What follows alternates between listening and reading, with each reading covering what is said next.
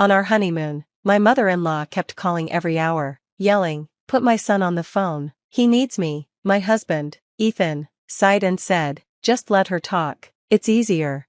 I was so angry. I grabbed his phone, blocked her number, and whispered, "If you won't cut the cord, I will." His face turned pale. He saw I meant it. Ethan is a good man, kind, caring, and funny. He remembers how I take my coffee and always brings me a jacket when I'm cold. But there was one big problem I didn't understand until it was too late. His mom, Diane. She wasn't just protective, she was obsessed. At first, I thought she was just a little too involved. I hoped it would get better after we got married. I was wrong. Diane had controlled Ethan's life for as long as he could remember. She picked out his clothes even in his 20s. She paid his credit cards, even though he had a job. She called him all the time, even when there was nothing important to say. If he didn't answer, she'd keep calling or send texts like, "Where are you? Are you okay?" And if he still didn't respond, she'd call me. It didn't matter what we were doing, she'd always find a way to interrupt. Ethan always said, "She just loves me, she worries." I let it go for a long time because Ethan was great in every other way. I thought he'd grow out of it. I was wrong. We were married for only 3 days when Diane started calling him every hour. We were in Maui for our honeymoon. I was excited. It was our first real trip as a couple. No stress, just the two of us. Then his phone rang. I saw her name and felt sick. He sighed and said, "I'll just answer real quick." That night, she called again, and again, every hour. At first, Ethan tried ignoring the calls, but I could see the stress on his face every time his phone buzzed. "It's fine," he said. "She's not going to stop." I replied. He sighed again. "Okay, stop." But she didn't stop. By the second day, I was over it. At breakfast, the view was beautiful, the ocean breeze, palm trees, coffee in hand. I was finally feeling relaxed. Then his phone rang. Diane again. He answered. "Hey, Mom." He listened quietly and then hung up. "She just wanted to check in," he said. "Ethan, we're on our honeymoon," I said. "I know," he replied, "but it's easier to let her talk." That day, on the beach, during dinner, even in bed, she kept calling, every hour. On the third night, I'd had enough. We were lying in bed after a long day. I was tired and upset. Every time we tried to talk or enjoy each other's company, she called. Ethan kept answering. I tried to be patient, but I couldn't do it anymore. His phone rang again. I grabbed it before he could. I answered. "Diane, it's me," I said. She went silent for a second, then yelled, "Put my son on the phone. He needs me." I laughed coldly. "You've called every hour since we got here." "I just need to hear his voice," she said. "And he needs a break from you." She gasped, shocked. "You don't understand our bond," she hissed. "I feel like something's wrong. Put him on." "No." I hung up and blocked her number. Ethan was frozen. His face was pale, like I had done something unthinkable. "Did you?" "I blocked her," I said. "If you unblock her, I swear, I'm done." He sat up. "What the hell? My name?" "No, Ethan, what the hell, you?" I snapped. "This is our honeymoon. We've barely had any time together, and you've spent it on the phone with your mom." He rubbed his face. "You don't get it. It's easier this way. For her, not for us," I said. He opened his mouth, then closed it again. I could see it sinking in. For the first time, he really saw it, how his mom had always come first, even over me. I didn't say anything else. I turned over and went to sleep. The next morning, Ethan looked scared. We got dressed and went to breakfast. Still no words. Then he checked his email. He turned pale again. The email was from Diane. Subject, urgent. "Come home now." "Ethan, I've never been so disrespected. This is unacceptable. You need to call me right now. There's a family emergency, and your wife will not get away with this." I laughed. "If it's a real emergency," I said, "your sister will know." He hesitated. Then, for the first time, he didn't call his mom. He called his sister. He put the phone on speaker. His hands were shaking. His sister, Hannah, picked up right away. "Hey, what's up?" she said, sounding completely normal. Ethan cleared his throat. "Mom emailed me," Ethan said. "She says there's a family emergency. Do you know anything about it?" There was a pause. Then his sister, Hannah, laughed a little. "Emergency? The only emergency is that she can't reach you. She's been calling me too, crying that I'm turning you against her." Ethan leaned back like he'd just been hit. She told me to come home, he said softly. Hannah sighed. Sounds like her, she's freaking out. She even told Alicia that you were in danger. In danger? Ethan repeated, confused. Yeah, Hannah said, tiredly, she's telling people you're being controlled. She even asked if she should fly to Hawaii to rescue you. I almost choked on my coffee. She's not actually coming here, right? I asked. Hannah paused. I don't know, but if she can find a way, she will. I looked at Ethan. Ethan, do you see what's going on? He nodded slowly, swallowing hard. This is bad, he said. This is really bad. Just then, his phone rang. Blocked number. It was Diane. I picked it up and turned it off. She's losing it, Ethan, I said. She feels like she's losing control, and she'll do whatever it takes to get it back. We tried to enjoy the rest of our trip, but Ethan was clearly not okay. He barely ate, barely talked. I could see him struggling with guilt. Every time he saw a mother and son together, he looked sad, like he wished things were different with his mom. Then, on our last night, something happened that changed everything. We were at dinner at a beautiful restaurant by the ocean. The table was lit by candles. Soft music was playing. Then I saw her. Blonde hair, expensive blazer, standing by the door, looking around. Diane, I said, almost knocking over my drink. Ethan, I whispered, turn around. He did, and froze. His face turned white. His mother was here, in Hawaii.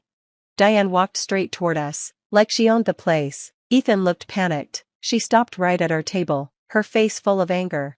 Ethan, she said, shaking, come with me, now. I stared at her. You flew to Hawaii? She ignored me and kept her eyes on Ethan.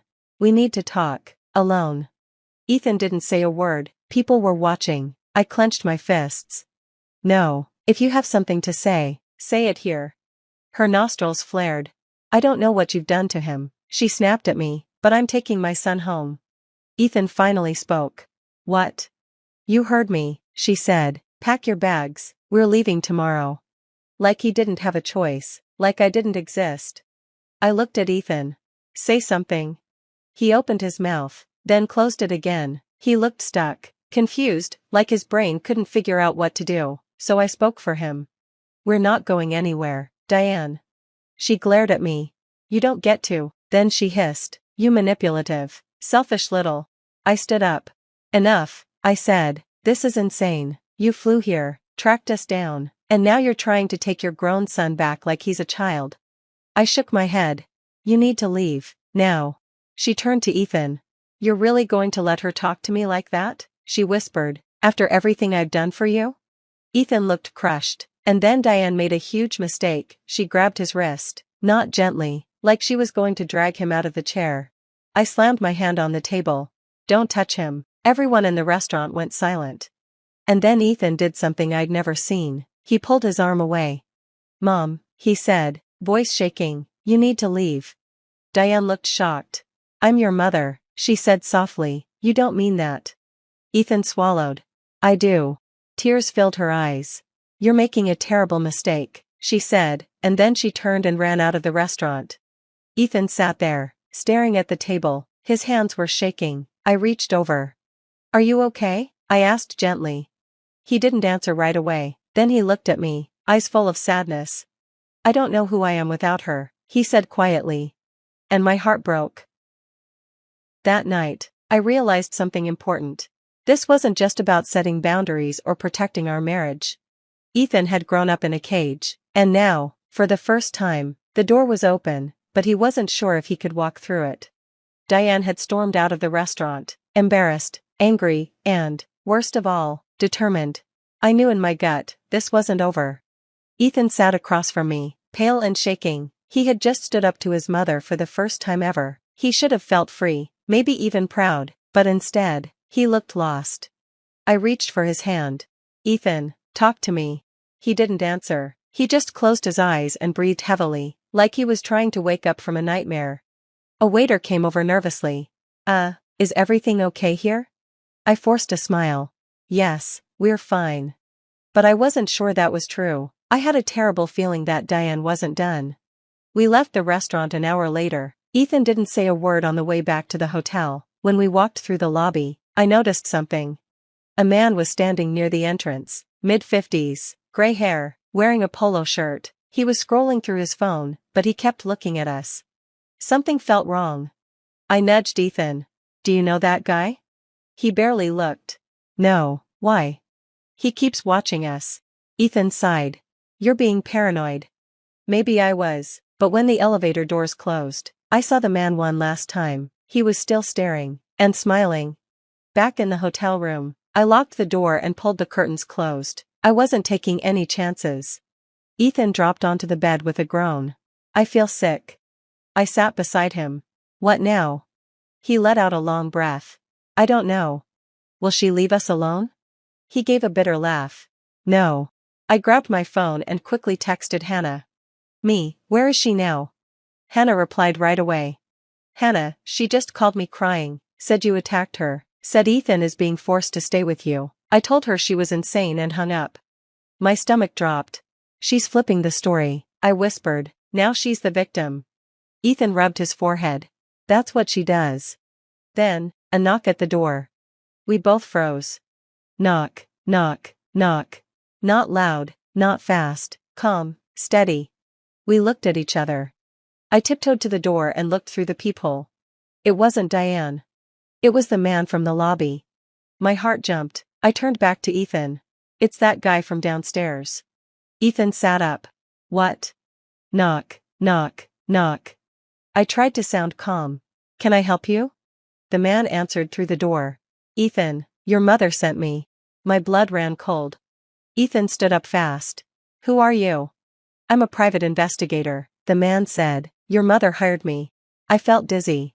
She's trying to track us, I whispered. Ethan's hands curled into fists. Go away. The man chuckled. I just need to make sure you're okay. If you open the door, I'll leave. I almost laughed, like we were just going to let him in. Ethan's voice was firm and cold. If you don't leave, I'm calling the police. There was a pause, then the man sighed. All right, no need for that. We heard footsteps, then silence. I waited a few minutes, just to be sure he was really gone, then I turned to Ethan. Your mother hired someone to follow us. Ethan was shaking. I can't believe this. I swallowed hard. You know what that means, right? He nodded. Diane wasn't going to stop, not unless we made her. We barely slept. Every sound made me jump. Every shadow under the door made my heart race. By morning, we knew what we had to do. We needed to leave. I called the front desk and paid for the room over the phone. I booked an earlier flight, then I called hotel security.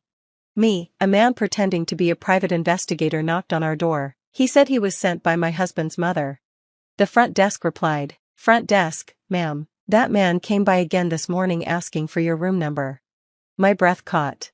Did you give it to him? Front desk, no, of course not, but he was very persistent. My hands were shaking. I turned to Ethan. We need to leave, now.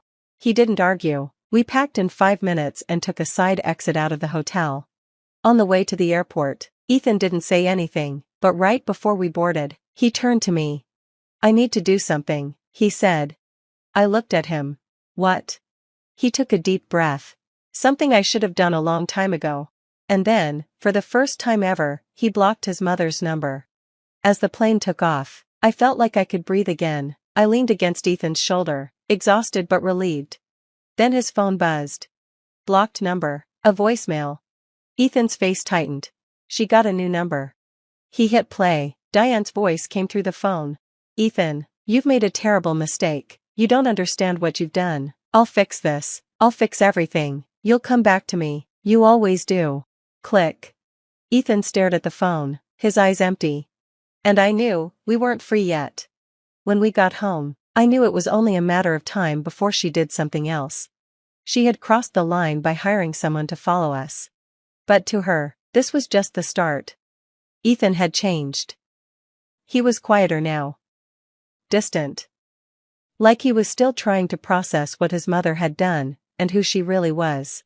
For a few days, we tried to get back to normal. Then the letters started coming. Typed. Formal. Cold. Cease and desist.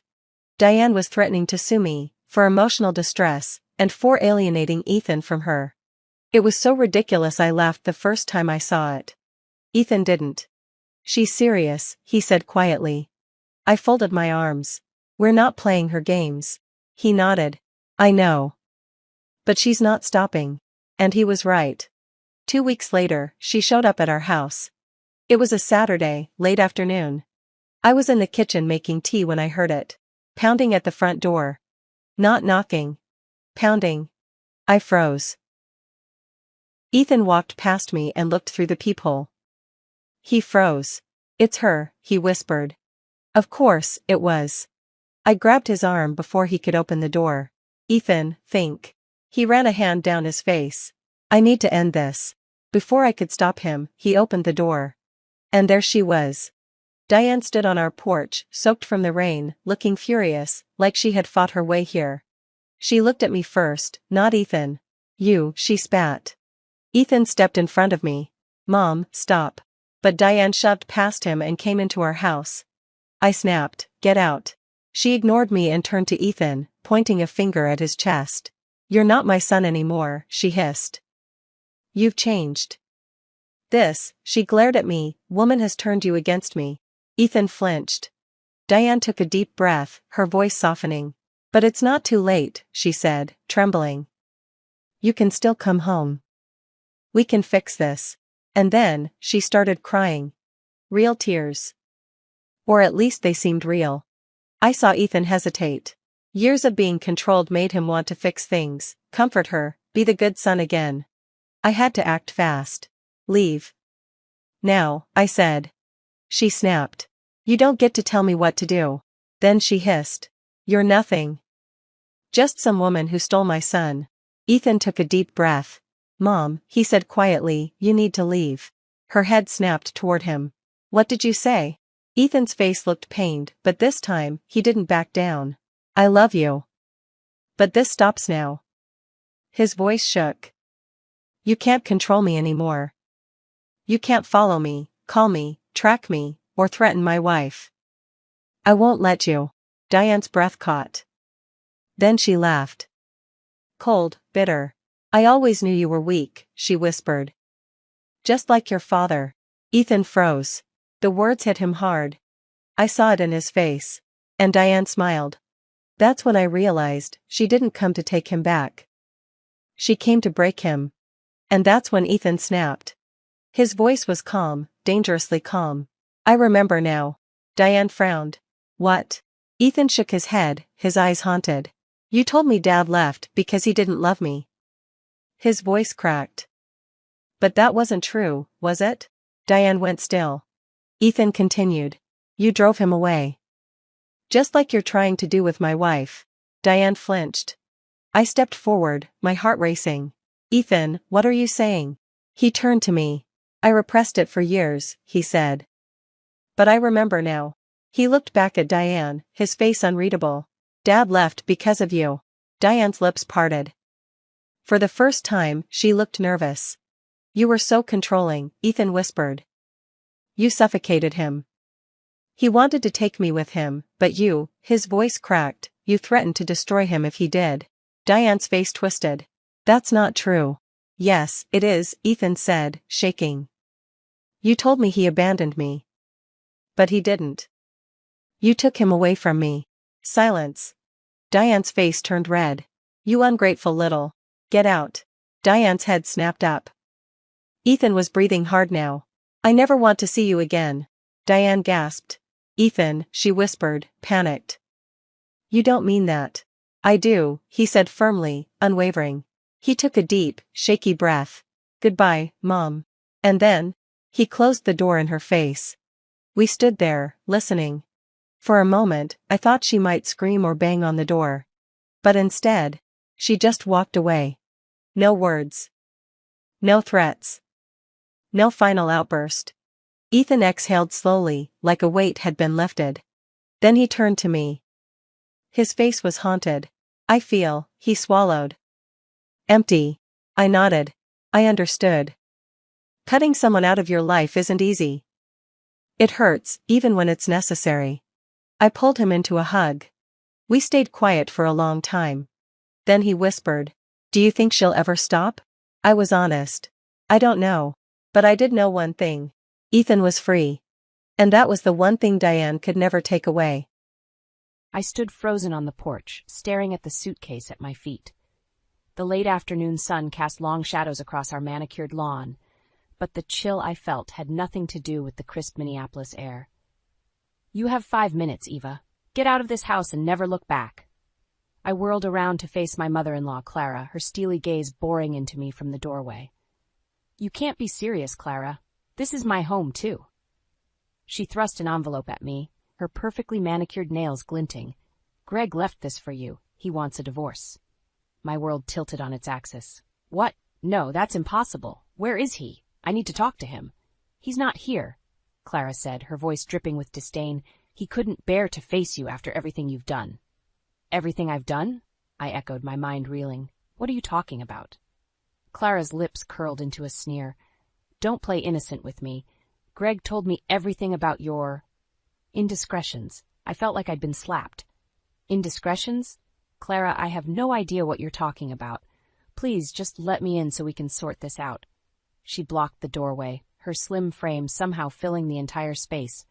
"I've already changed the locks. You're no longer welcome here." Panic clawed at my throat. "Clara, please, this is insane. I need to talk to Greg." "He doesn't want to speak to you," she snapped. "Now, take your things and leave before I call the police." My hands shook as I tore open the envelope. Greg's familiar handwriting swam before my eyes. "Eva, I can't do this anymore. I want a divorce. Please don't try to contact me. It's over. Greg." "This can't be real," I whispered, looking up at Clara. "Why wouldn't he tell me himself?" "Because he's finally seen you for who you really are," she said, her voice cold. "Now, your time is up. Leave."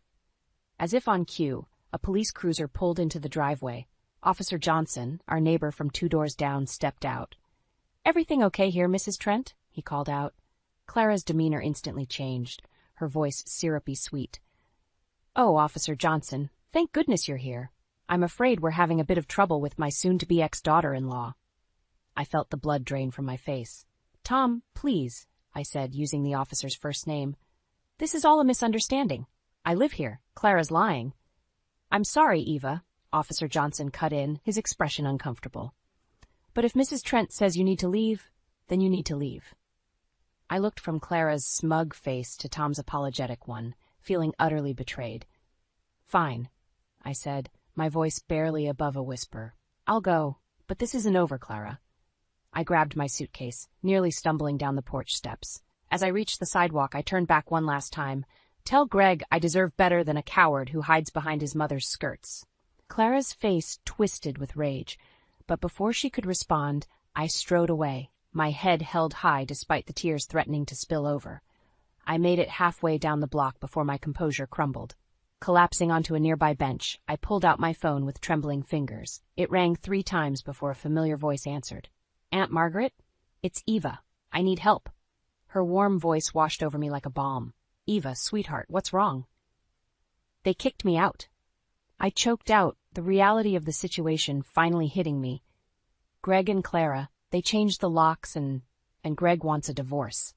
"Oh, honey," Aunt Margaret sighed. "Where are you now?" I glanced around, realizing I had no idea where to go. "I'm sitting on a bench a few houses down from what used to be my home."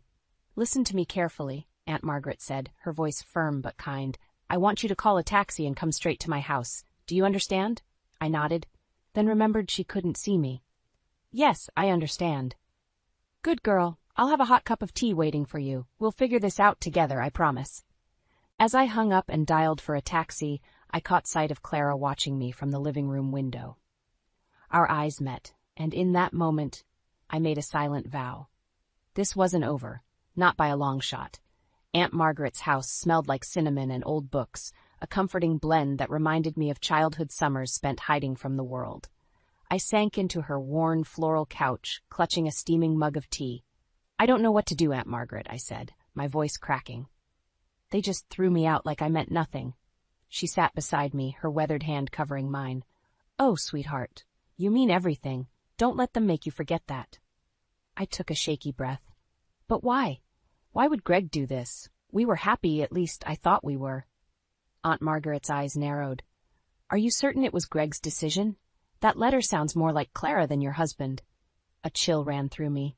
You think Clara's behind this? I wouldn't put it past her, Aunt Margaret said, her voice hardening. That woman has been trying to come between you two since day one. As if on cue, my phone buzzed. Greg's name flashed on the screen. My heart leaped, but Aunt Margaret placed a gentle hand on my arm. Wait, she said. Before you answer, remember how he let you be thrown out of your own home. You deserve an explanation, face to face. I nodded, letting the call go to voicemail. Seconds later, a text appeared. Eva, I'm sorry. Can we talk? My fingers hovered over the keypad, but I couldn't bring myself to respond. What could he possibly say to make this right? You don't have to decide anything tonight, Aunt Margaret said softly. When rest, things might look clearer in the morning. But sleep eluded me. I tossed and turned in the guest room, memories of my life with Greg, playing on an endless loop. The way he'd looked at me on our wedding day, full of love and promise. The quiet evenings we'd spent planning our future. Had it all been a lie? As dawn broke, I made my way to the kitchen, lured by the scent of coffee. Aunt Margaret was already there, reading the newspaper. You're up early, she said, sliding a mug towards me. I managed a weak smile. Couldn't sleep. She folded the paper, her expression serious. Eva, there's something you should see. My stomach dropped as she handed me the society pages. There, in full color, was a photo of Greg at some charity gala, and on his arm, beaming triumphantly, was Clara. This was taken last night, Aunt Margaret said gently. The mug slipped from my hand, shattering on the floor. Coffee splashed across my bare feet, but I barely felt it. He went to a party? I whispered. While I'm here, my whole life in ruins, he's out celebrating with her. Aunt Margaret was already cleaning up the mess, her movements efficient. I'm so sorry, sweetheart. I thought you should know. Rage bubbled up inside me, hot and fierce. I need to confront him, both of them. And you will, Aunt Margaret said, her voice steel, but not like this. Not when you're hurt and angry. We need a plan. I looked at her, really looked at her, for the first time since I'd arrived. There was a fire in her eyes I'd never seen before. What do you mean, we? I asked. A slow smile spread across her face. You didn't think I was going to let you face those vultures alone, did you? Clara may have won this battle, but mark my words, Eva, we're going to win the war. For the first time since this nightmare began, I felt a glimmer of hope. Where do we start? Aunt Margaret's smile turned predatory. First, we need to understand exactly what we're up against. It's time to do some digging into Clara's past. I have a feeling she's hiding more than a few skeletons in her designer closet. As we bent our heads together, plotting our next move, my phone buzzed again. Another text from Greg. Please, Eva, I need to explain. Meet me at our spot in the park, 2 p.m. I showed the message to Aunt Margaret. Her eyes glinted. Perfect, she said. Let's see what story he's cooked up. But remember, Eva, trust your instincts. And whatever you do, don't let him see how much he's hurt you. That's exactly what Clara wants. I nodded, a new determination flooding through me. Greg and Clara had no idea what was coming. It was time to fight back. The tech startup buzzed with energy, a stark contrast to the turmoil in my personal life. I'd thrown myself into work, desperate for any distraction from the mess Greg and Clara had made.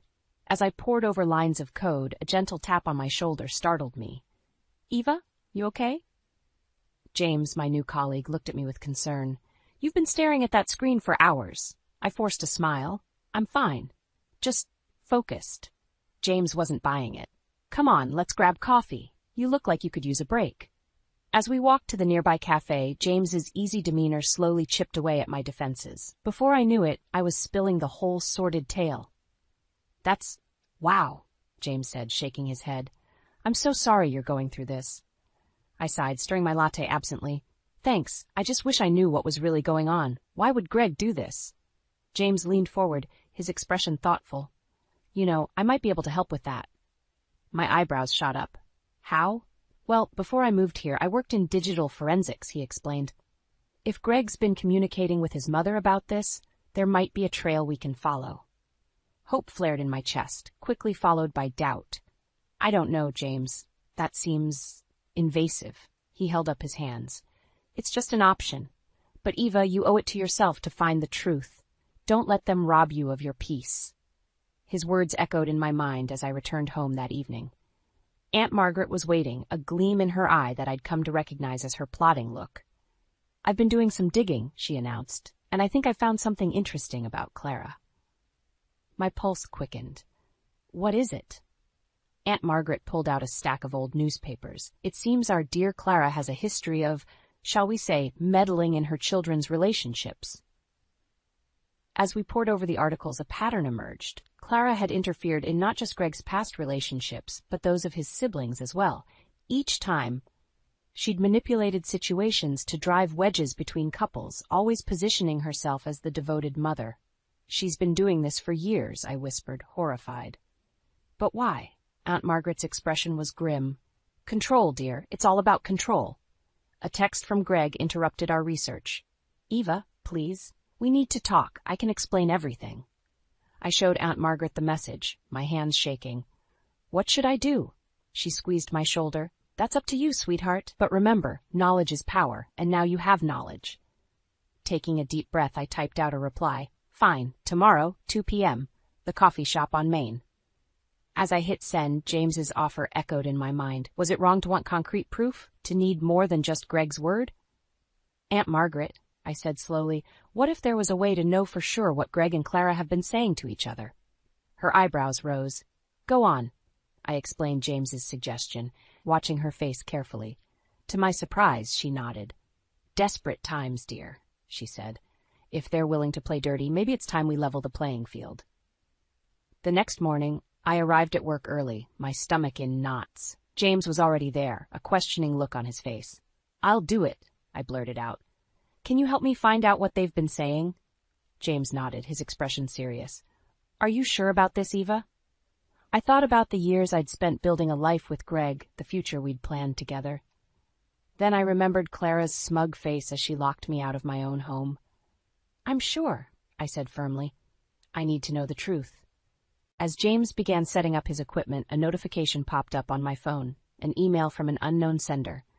With trembling fingers, I opened it. The subject line read, "The truth about Clara Trent." Attached was a video file. As I pressed play, Clara's face filled the screen, her expression cold and calculating. And then she began to speak, revealing secrets that would change everything. The video of Clara's confession burned in my mind as I threw myself into work. Each line of code I wrote felt like a step away from the chaos she'd created. James and I had been assigned a major project, developing a new security system for a high-profile client. It was exactly the distraction I needed. "Eva, these algorithms are incredible," James said, leaning over my shoulder to examine my screen. "You've got an incredible talent. Don't let anyone dim your light." His words warmed me, a stark contrast to the cold manipulation I'd endured from Clara. "Thanks, James. I couldn't have done it without your support." As we worked late into the evening, I found myself opening up to James about the video. "I can't believe Clara would go to such lengths to control Greg's life. She admitted to sabotaging all his previous relationships, even going as far as hiring people to create false evidence of infidelity." James shook his head, disgust evident on his face. "That's beyond toxic. Have you shown Greg the video yet?" I sighed, the weight of my decision heavy on my shoulders. "No, I'm not sure if I should. Part of me wants to confront him with it, but another part wants to move on." James finished softly. I nodded, surprised at how well he understood. "Is that terrible of me?" "Not at all," he assured me. "You've been through hell, Eva. It's natural to want to protect yourself." As if on cue, my phone buzzed. A text from Greg. "Eva, please. We need to talk. I miss you."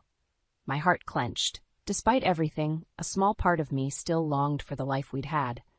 But the evidence of Clara's manipulation was undeniable. Could I ever trust Greg again, knowing how easily he'd been swayed by his mother? "You don't have to decide anything right now," James said gently, noticing my distress. "Let's focus on finishing this project. Success is the best revenge, right?" I managed a weak smile, grateful for his understanding. Over the next few days, we poured ourselves into our work. The more we accomplished, the more confident I felt. For the first time since the betrayal, I began to see a future beyond the pain Clara had caused. On the day of our presentation to the client, I felt a surge of excitement. This was my chance to prove my worth, not just to the company, but to myself. As I stood before the board outlining our innovative security measures, I caught James's encouraging smile from the back of the room. "Miss Trent, this is impressive work," the CEO said as I concluded. "We'd like to offer you a permanent position as head of our cybersecurity division." Stunned, I glanced at James, who was beaming with pride. "Thank you, sir. I'm honored." As we left the meeting, riding high on our success, James pulled me into a celebratory hug. The warmth of his embrace stirred something in me, a feeling I thought I'd lost. But our moment was shattered by a familiar voice. "Eva?" I turned to see Greg standing in the lobby, his face a mix of confusion and hurt as he took in the scene before him. "I've been trying to reach you. I didn't realize you'd moved on so quickly." The accusation in his tone ignited a fire within me. "Moved on? Greg, you kicked me out of our home without so much as a conversation. You let your mother dictate our entire relationship." Greg's eyes widened. "What are you talking about? I never—" "Save it," I cut him off, my voice shaking. "I know everything, Greg, about Clara's manipulation, about how she's controlled your life. I have proof." The color drained from his face. "Eva, please, let me explain." I stood at a crossroads, the weight of the video evidence heavy in my pocket. In that moment, I had to decide. Confront Greg with the truth and potentially shatter what remained of our relationship, or walk away and fully embrace the new life I was building. James placed a supportive hand on my shoulder. "Whatever you decide, Eva, I'm here for you." Taking a deep breath, I made my choice. I paced Aunt Margaret's living room, the weight of my decision heavy on my shoulders. The confrontation with Greg at my workplace had left me shaken, but also more determined than ever to take control of my life. "If you're going to confront them, be smart about it," Aunt Margaret advised, her eyes sharp with concern. "They must understand the weight of their actions." I nodded, my mind racing. "I have the video of Clara confessing everything, but is it enough?" James, who had become an unexpected ally in this ordeal, leaned forward. "Eva, you have more than just the video. You have your strength, your new job, and people who believe in you." As we brainstormed late into the night, a plan began to take shape. It wasn't just about exposing Clara's manipulations anymore. It was about reclaiming my power and ensuring Greg understood the consequences of his weakness. The next morning, I received an unexpected call from Greg's sister, Sarah. "Eva, I heard about what happened. I think there's something you should know about Clara." My heart raced as Sarah revealed a shocking truth. Clara had been embezzling money from the family business for years, using it to fund her manipulative schemes. The revelation added a new layer of urgency to our plan. With trembling hands, I dialed Greg's number. "We need to talk, all of us, including your mother." He agreed, sounding both relieved and terrified. We set a meeting for the following evening at our old house, the home Clara had so cruelly expelled me from. As I prepared for the confrontation, doubt crept in. Was I ready to face them? Could I really go through with this? James squeezed my hand reassuringly. "Remember, Eva, you're not alone in this. We're all here for you." Aunt Margaret nodded in agreement. "You've come so far, dear. Don't let them dim your light now." Their words bolstered my resolve. I spent the day finalizing our strategy, ensuring every detail was in place. This wasn't just about revenge. It was about justice and reclaiming my self-worth. As evening fell, I stood before the mirror, hardly recognizing the strong, determined woman staring back at me. Gone was the broken, betrayed wife. In her place stood someone ready to fight for her future. The drive to my former home felt surreal. As I pulled into the driveway, I saw Greg's car already there. Taking a deep breath, I stepped out, my head held high. Greg opened the door, his face a mix of emotions. "Eva, Save it," I cut him off, brushing past him into the house. Clara sat in the living room, her usual mask of superiority firmly in place. "Well, isn't this a surprise? Come to beg for forgiveness, Eva?" I felt a surge of anger, but kept my voice steady. "Actually, Clara, I'm here to give you both a chance to come clean. About everything." Greg looked confused, while Clara's eyes narrowed suspiciously. "I'm sure I don't know what you're talking about." "Oh, I think you do," I replied, pulling out my phone. "But just in case your memory needs refreshing." I played the video of Clara's confession, watching as the color drained from both their faces. Greg stumbled back, shock evident in his features. "Mom? What is this?" Clara's mask slipped, revealing a flash of panic before she composed herself. This is clearly a fabrication. Eva, I'm disappointed in you, resorting to such tactics. But I wasn't finished. It's not just the video, Clara. I know about the embezzlement, too. At this, Clara's composure cracked entirely. Greg whirled to face his mother, disbelief etched on his face. Is this true? As Clara sputtered denials, I felt a strange calm settle over me. This was my moment of truth, the culmination of weeks of pain and planning. Greg, Clara, I said, my voice steady, you have a choice to make. You can continue living in this web of lies and manipulation, or you can own up to your actions and make things right. I paused, letting my words sink in. But understand this, whatever you choose, I'm done being a victim. I'm moving forward with my life, with or without you. The room fell silent, the tension palpable. In that moment, I realized the true power of my journey wasn't in the revenge I'd sought, but in the strength I'd found within myself. Now it was time for Greg to make his choice, and for me to decide if I could ever truly forgive. The tension in the room was suffocating as Greg and Clara absorbed the weight of my revelations. I stood my ground, heart pounding, waiting for their response. Greg, I want the truth, I demanded, my voice steadier than I felt. Why did you let your mother ruin our marriage? Greg's face contorted with a mix of shame and confusion. Eva, I didn't know. I swear, I had no idea about the embezzlement or the extent of her manipulations. Clara's eyes darted between us, her usual composure cracking. This is preposterous. Greg, don't listen to her lies. She's trying to turn you against me. Can't you see? I pulled out my phone, my finger hovering over the play button. Should we watch the video again, Clara? Or maybe we should call Sarah and have her explain about the missing funds? Greg's head snapped up at the mention of his sister. Sarah knows about this? Clara lunged for my phone, but I stepped back, keeping it out of reach. Don't you dare, she hissed. In that moment, I saw the real Clara, desperate, cornered, and dangerous. Greg moved between us, his face pale. Mom, stop. Just stop. I felt a flicker of hope. Was Greg finally seeing the truth? But Clara wasn't done. She straightened, her mask of superiority sliding back into place. Fine. You want the truth? Yes, I took steps to protect my son from a gold digger like you. And yes, I may have borrowed some money from the company, but everything I did for this family. Greg staggered back as if he'd been slapped. Borrowed? Mom, that's not borrowing. That's stealing. I watched as the realization dawned on him. The depth of his mother's deception, the years of manipulation, my heart ached for him despite everything. Greg, I said softly, I need to know. Did you write that letter? Did you really want me gone? He turned to me, his eyes filled with anguish. No, Eva, I swear, I never wrote any letter. I came home that day and you were just gone. Mom told me you'd left, that you couldn't handle our life anymore. The truth hit me like a tidal wave. All this time, we'd both been pawns in Clara's twisted game. Clara scoffed. Oh, please, you were miserable, Greg. I did what I had to do to free you from her clutches. Free him? I exploded. You destroyed our marriage, you manipulated your own son, stole from your family, all to maintain your sick control over Greg's life. Greg's face hardened. Enough, Mom.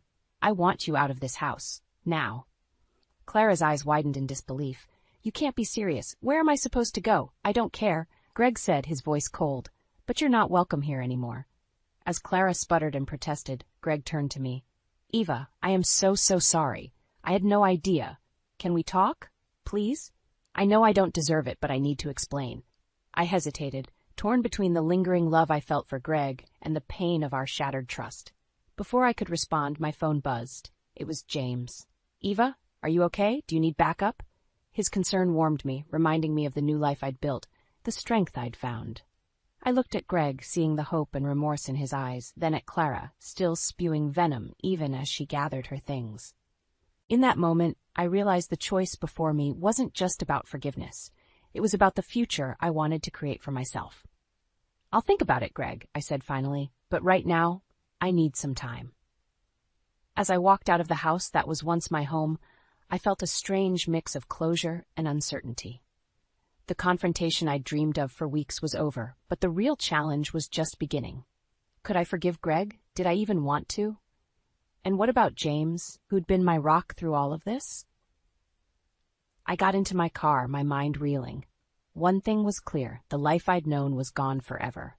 Now I had to decide what to build from its ashes. The soft rustling of leaves in Aunt Margaret's garden did little to calm my racing thoughts. I paced the winding stone path, waiting for Greg to arrive. After our confrontation with Clara, he had begged for a chance to explain himself. Against my better judgment, I agreed to meet him here, on neutral ground. Aunt Margaret watched from the porch, her presence a comforting anchor. "Remember, Eva," she had said earlier, "whatever happens, you're stronger now. Trust your heart, but don't forget your head." The creak of the garden gate made me turn. Greg stood there, looking more haggard than I'd ever seen him. His eyes met mine, filled with a mixture of hope and fear. "Eva," he began, his voice cracking, "I can't begin to tell you how sorry I am." I held up a hand, stopping him. "Before you say anything else, Greg, I need to know everything. No more lies, no more half-truths. I deserve that much." He nodded, sinking onto a nearby bench. For the next hour, Greg poured out a story of manipulation and control that spanned years. Clara's subtle undermining of our relationship, her financial hold over Greg, the constant guilt and emotional blackmail. "I was weak," Greg admitted, his shoulders slumping. "I let her come between us, and I'll regret that for the rest of my life. But Eva, I still love you. I never stopped loving you." His words hit me like a physical blow. Part of me wanted to fall into his arms, to believe that love could conquer all. But the stronger part, the part that had grown and thrived in the face of adversity, held back. "Love isn't enough, Greg," I said softly. "What about trust, respect, partnership? You let your mother destroy all of that." Greg's face crumpled. "I know, but please, Eva, give me a chance to make it right. We can start over, rebuild what we had." As he spoke, my phone buzzed. A message from James. "Hope everything's okay. Remember, you deserve happiness, Eva, whatever that looks like for you." In that moment, the full weight of my decision crashed down on me. Greg, my past, the comfort of the familiar, sat before me, offering a second chance. But James, representing my new life, my growth, my independence, was just a call away. "I don't know if I can do this, Greg," I whispered, tears threatening to spill. "How can I ever trust you again?" Greg reached for my hand, his touch both familiar and foreign. "I'll do whatever it takes, Eva. Therapy, cutting ties with my mother, anything. I know I don't deserve it, but I'm asking for one more chance." I closed my eyes, overwhelmed. Images flashed through my mind. Our wedding day, full of hope and promise. The night Clara threw me out, shattering my world. James's encouraging smile as we worked late nights on our project. Aunt Margaret's unwavering support. When I opened my eyes, I saw Greg watching me, his expression a mix of love and desperation. Behind him, I caught sight of Aunt Margaret on the porch, her face etched with concern. "I need time, Greg," I said finally. "This isn't a decision I can make right now. There's too much at stake." He nodded, disappointment and understanding warring on his face. "I understand. Just know that I'll be here, Eva, whatever you decide." As Greg left, I sank onto the bench, emotionally drained. Aunt Margaret joined me, wrapping a comforting arm around my shoulders. "Oh, sweetheart," she sighed. "What a mess." I leaned into her embrace, feeling like a lost child. "What do I do, Aunt Margaret? How do I choose between the life I had and the life I could have?" She stroked my hair gently. "Only you can answer that, Eva. But remember, sometimes the bravest thing you can do is to let go of what was and embrace what could be." As the sun set over the garden, casting long shadows across the flowers Greg and I had once planted together, I realized I was standing at a crossroads. The decision I made now would shape the rest of my life. With a deep breath, I pulled out my phone, my finger hovering over two names, Greg and James. It was time to make a choice. I stood in front of the mirror in my new office, smoothing down my blazer. The nameplate on the desk behind me read, "Eva Trent, Chief Information Security Officer." It still felt surreal. "Ready for your first day as CISO?" James asked, leaning against the doorframe with a proud smile. I took a deep breath, as ready as I'll ever be.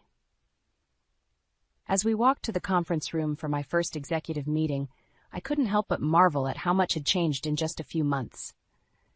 The day I chose to call James instead of Greg had been the first step on this new path. The meeting was a whirlwind of introductions, strategy discussions, and future planning. As I presented my vision for the company's cybersecurity, I caught James beaming at me from across the table. His unwavering support had been my rock through it all. After the meeting, I retreated to my office, overwhelmed by a mix of excitement and nostalgia. My phone buzzed with a text from Aunt Margaret. "So proud of you, sweetheart. Dinner tonight to celebrate?" I smiled, typing back a quick, "Absolutely." Just then another message came through, from Greg. My heart skipped a beat as I opened it. "Congratulations on the promotion, Eva. You deserve it. I hope you're happy." A lump formed in my throat. Despite everything, a part of me still cared for Greg. But as I looked around my new office, at the life I'd built for myself, I knew I'd made the right choice. I was about to respond when a commotion outside caught my attention. To my shock, I saw Clara being escorted out by security, her face a mask of fury. "You can't do this to me," she shrieked. "Don't you know who I am?" James appeared at my side. "She tried to gain access to our servers," he explained quietly. "Looks like old habits die hard." I watched as Clara was led away, feeling a strange mix of pity and vindication. Her actions had cost her everything: her son, her reputation, and now her freedom. As the day wound down, I found myself back in my office, gazing out at the Minneapolis skyline. The setting sun painted the sky in hues of orange and pink, reminding me of the sunsets Greg and I used to watch together. A soft knock interrupted my reverie. It was James. "Penny for your thoughts?" he asked, joining me at the window. I turned to him, really looking at this man who had become so important to me. "I was just thinking about how far I've come, how different my life is now." James took my hand, his touch sending a warm flutter through me. "You did it all yourself, Eva. You're incredible." In that moment, looking into his eyes, I felt the last pieces of my old life fall away. The pain, the betrayal, the self-doubt, all of it melted in the face of this new, stronger version of myself. "James," I said softly, "thank you for everything." He smiled, leaning in closer. "You never have to thank me, Eva. I'm just honored to be part of your journey." As our lips met in a tender kiss, I felt a sense of peace wash over me. This was where I belonged. Later that evening, as Aunt Margaret, James, and I clinked glasses over a celebratory dinner, Aunt Margaret raised her glass for a toast. "To Eva," she said, her eyes shining with pride. "Look at how far you've come, dear. You've built yourself up from nothing. Your strength and resilience are an inspiration to us all." I felt tears prick my eyes as I looked at these two people who had stood by me through it all. "To new beginnings," I added, my voice thick with emotion. As we continued our celebration, I realized that the journey I'd been on wasn't just about overcoming betrayal or finding professional success. It was about rediscovering myself, my worth, and my capacity for love and trust. The road ahead was still uncertain, but for the first time in a long time, I was excited about the future.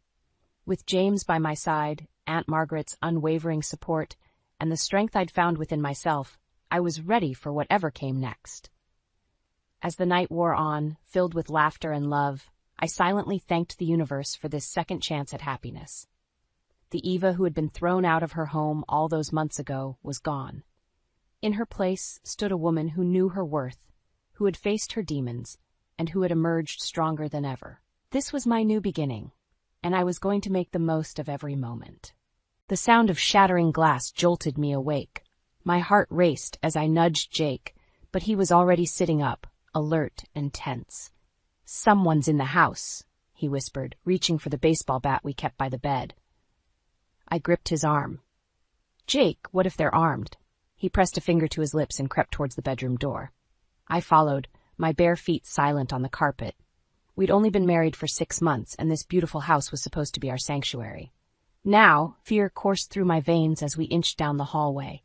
A beam of light swept across the living room floor. Jake motioned for me to stay back as he peered around the corner. Suddenly, he sprang forward, swinging the bat.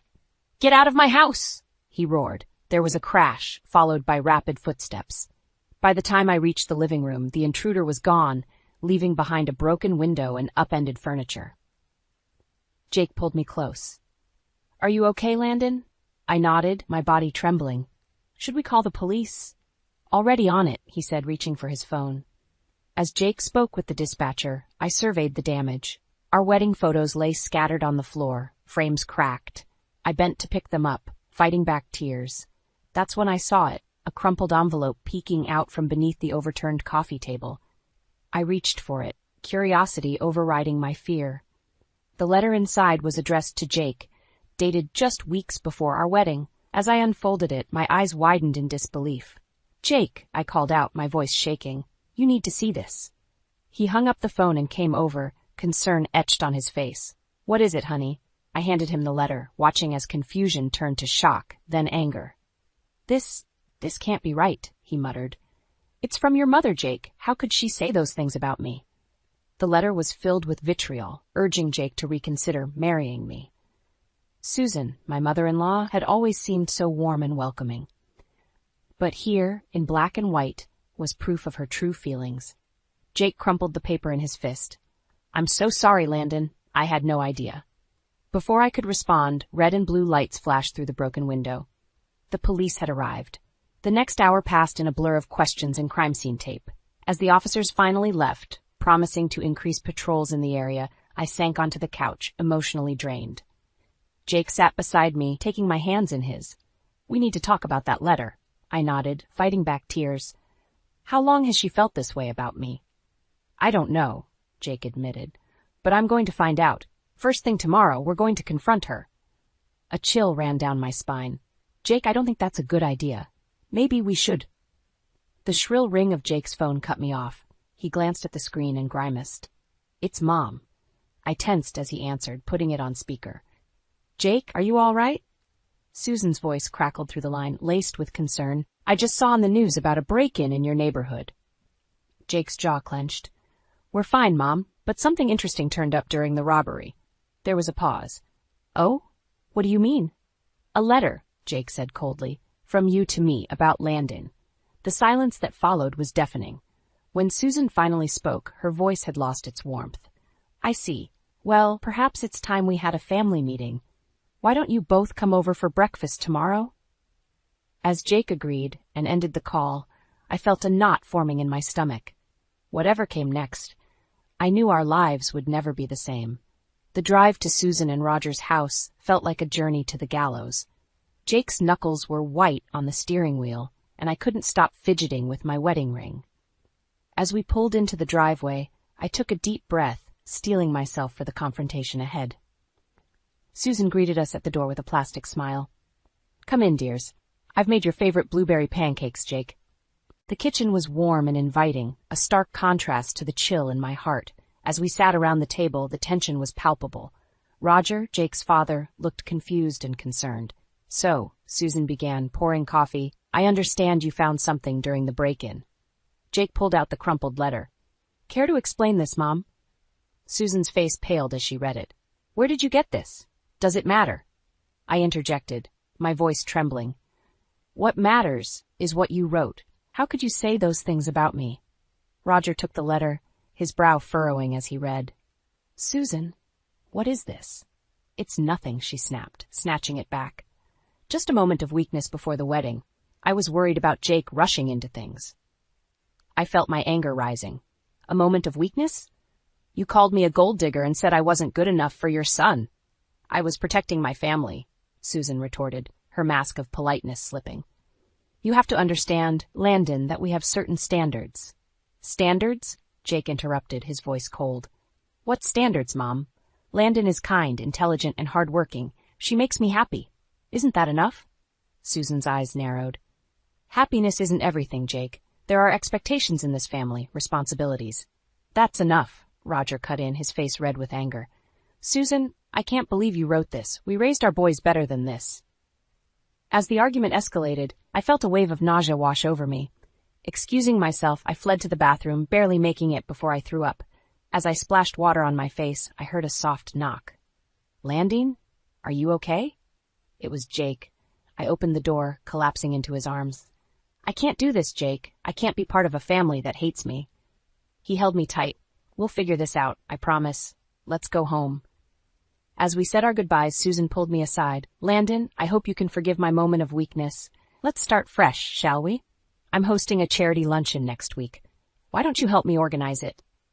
I nodded numbly, too exhausted to argue. But as we drove home, Susan's words replayed in my mind.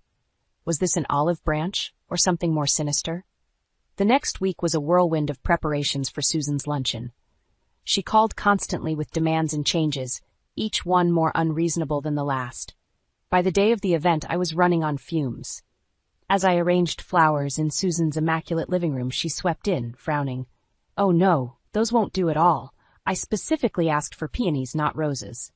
"But you said—" "Never mind what I said," she snapped. "Just fix it.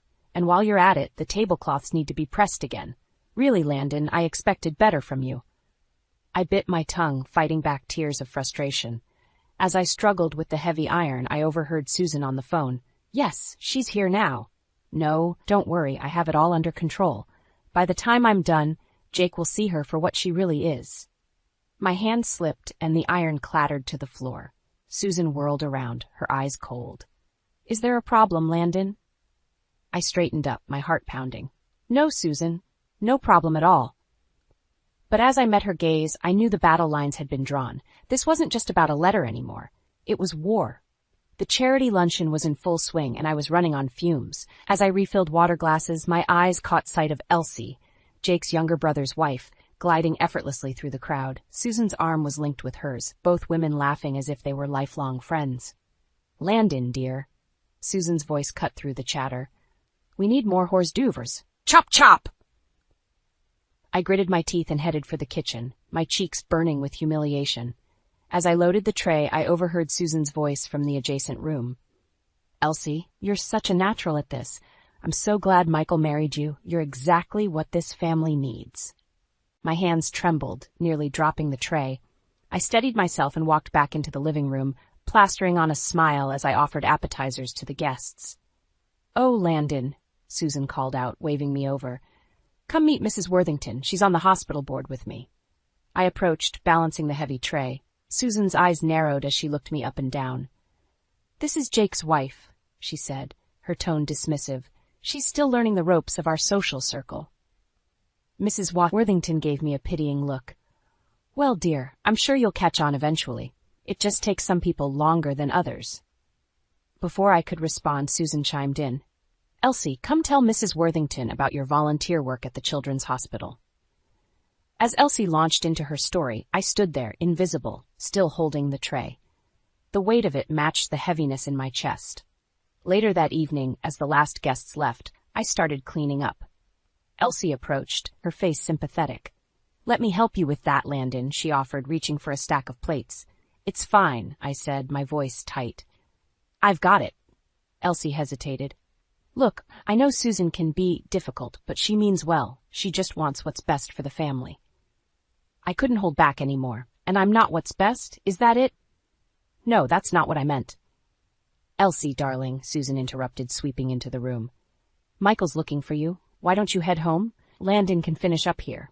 As Elsie left, Susan turned to me, her smile gone. "I hope you're not filling Elsie's head with nonsense. She's a lovely girl, and I won't have you poisoning her against me." "Me?" I sputtered. "You're the one who's been." "Enough," Susan snapped.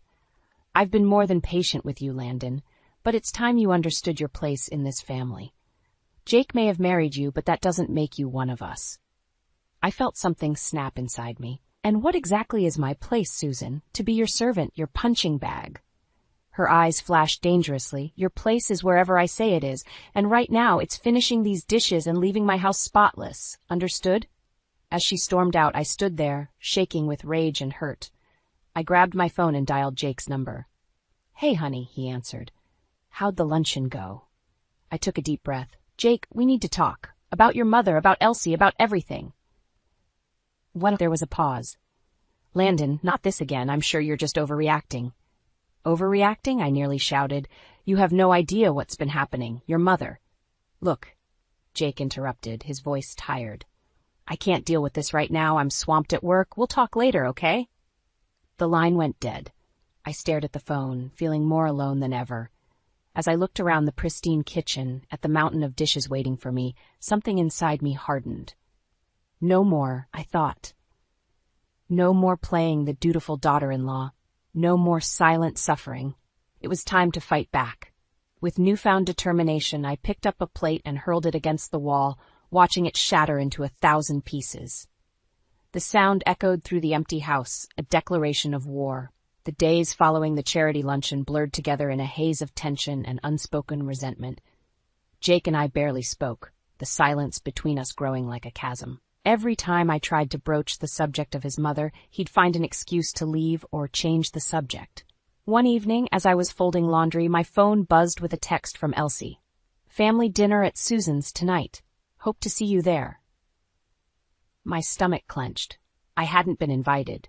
When Jake came home, I confronted him. "Did you know about the dinner at your mother's?" He looked away, guilt flashing across his face. "I thought it might be best if you sat this one out, I'll give everyone a chance to cool off." I felt like I'd been slapped. "So you're going without me? Landon, please understand, Mom's been under a lot of stress lately and what about my stress?" I snapped. "Do you have any idea what I've been going through?" Jake's expression hardened. "Look, I'm tired of being caught in the middle. Maybe if you tried harder to fit in." Fit in? I couldn't believe what I was hearing. "Jake, your mother hates me. She's made that perfectly clear." He shook his head, grabbing his keys. "I can't deal with this right now. I'm going to the dinner. We'll talk when I get back." As the door slammed behind him, I sank to the floor, tears streaming down my face. How had it come to this? Hours later, my phone pinged with a notification. It was a social media post from Susan. A picture of the family gathered around the dinner table. All smiles. Elsie was seated next to Susan, both laughing at some private joke.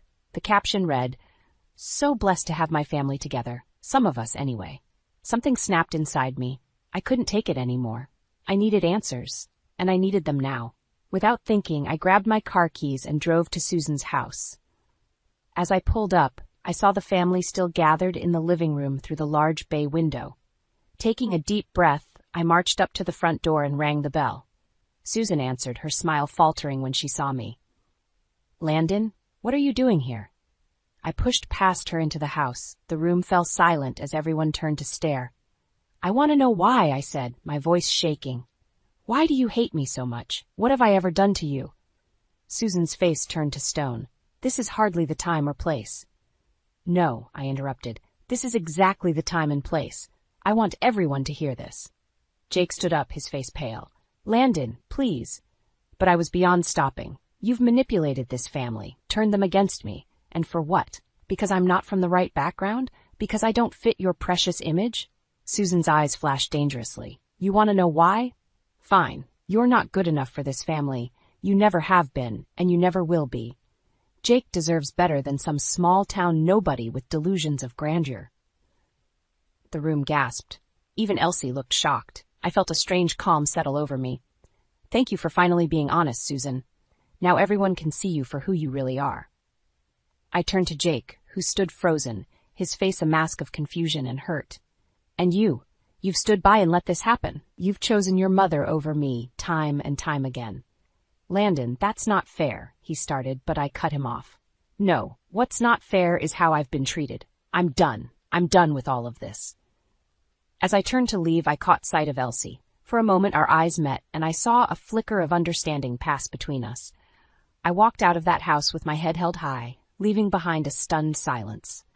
As I drove home, I realized I'd reached a crossroads. It was time to make a decision that would change everything. Tomorrow, I would start fighting back. And this time, I wouldn't stop until I'd exposed the truth, no matter the cost. The weeks leading up to Thanksgiving were a blur of tension and barely concealed hostility. Jake and I were like strangers in our own home, tiptoeing around each other, afraid to shatter the fragile peace. When Susan called to discuss Thanksgiving plans, I braced myself for the worst. "Landon, dear." Her saccharine voice dripped through the phone. "I'm sure you'll want to handle all the cooking this year. It's about time you proved yourself useful to this family." I gritted my teeth. "Of course, Susan. I'd be happy to."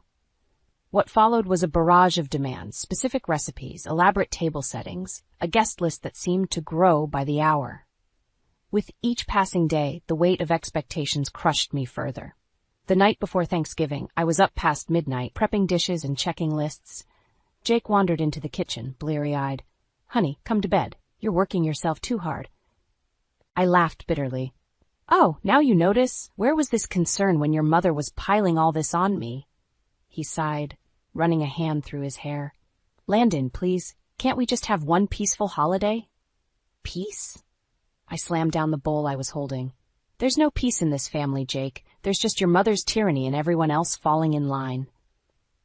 He opened his mouth to argue, then thought better of it and retreated to the bedroom. I turned back to my work, tears of frustration stinging my eyes.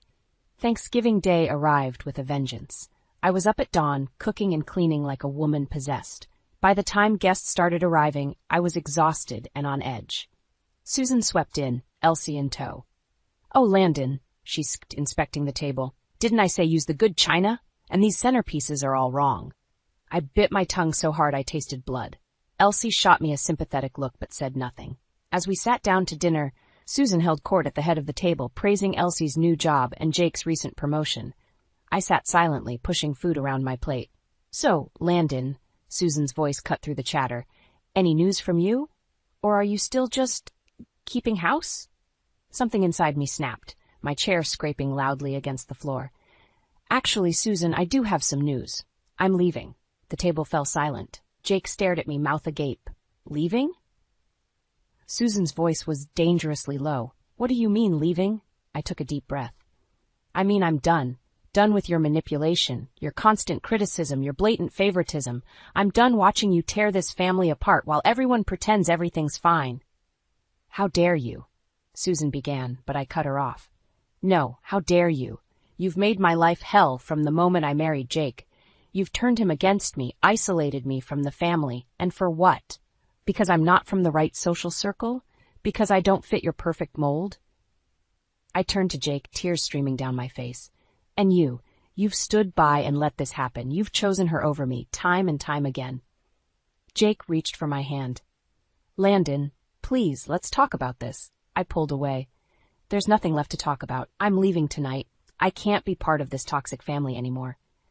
As I stormed out of the dining room, I heard chairs scraping and voices rising. Elsie called out my name, but I didn't turn back. In our bedroom, I threw clothes into a suitcase, my hands shaking. Jake burst in, his face pale. "Landon, you can't do this. We can work it out." I zipped up the suitcase and faced him. "Can we, Jake? Can you honestly tell me you'll stand up to your mother? That things will change?" His silence was all the answer I needed. I grabbed my keys and headed for the door. As I reached for the handle, I paused, turning back to Jake one last time. "I love you, Jake, but I love myself more, and I deserve better than this." With that, I walked out into the cold November night, leaving behind the shattered remains of what I once thought was my perfect life. As I drove away, I realized this wasn't just an ending. It was the beginning of my fight for justice and self-respect. I found myself in a small motel on the outskirts of town, staring at my phone as missed calls and messages from Jake piled up. I couldn't bring myself to respond. The weight of my decision pressed down on me, but I knew I couldn't go back. Not now. A soft knock on the door startled me. I approached cautiously, peering through the peephole. To my surprise, Elsie stood there, looking nervous. I opened the door. "Elsie, what are you doing here?" She wrung her hands. "Can I come in? I need to talk to you." Once inside, Elsie burst into tears. "I'm so sorry, Landon. I should have spoken up sooner. The way Susan's been treating you, it's not right." I handed her a tissue, my mind reeling. "Why now? What changed?" Elsie took a deep breath. "After you left, everything fell apart. Susan tried to blame you, but I couldn't stay silent anymore. I told everyone how she's been manipulating us all." My heart raced. "What happened?" "It was chaos," Elsie continued. "Jake was devastated, but then Dustin called." "Dustin?" I asked, confused. "Jake's older brother?" Elsie nodded. "He heard what happened and decided it was time to tell the truth. He revealed that he moved away years ago because of Susan's harassment. She'd been doing the same thing to his wife." I sank onto the bed, stunned. "I had no idea." "None of us did," Elsie said. "But Landon, there's more. After Dustin's revelation, Roger, he gave Susan an ultimatum. He said she either changes her behavior or he's filing for divorce." My head spun with this new information. "And Jake? What did he do?" Elsie's eyes filled with tears again. "He's a mess, Landon. He feels terrible for not believing you. He's been driving around all night looking for you." As if on cue, my phone buzzed with another call from Jake. This time, I answered. "Landon?" His voice was hoarse. "Thank God. Where are you? Please, we need to talk." I hesitated, looking at Elsie.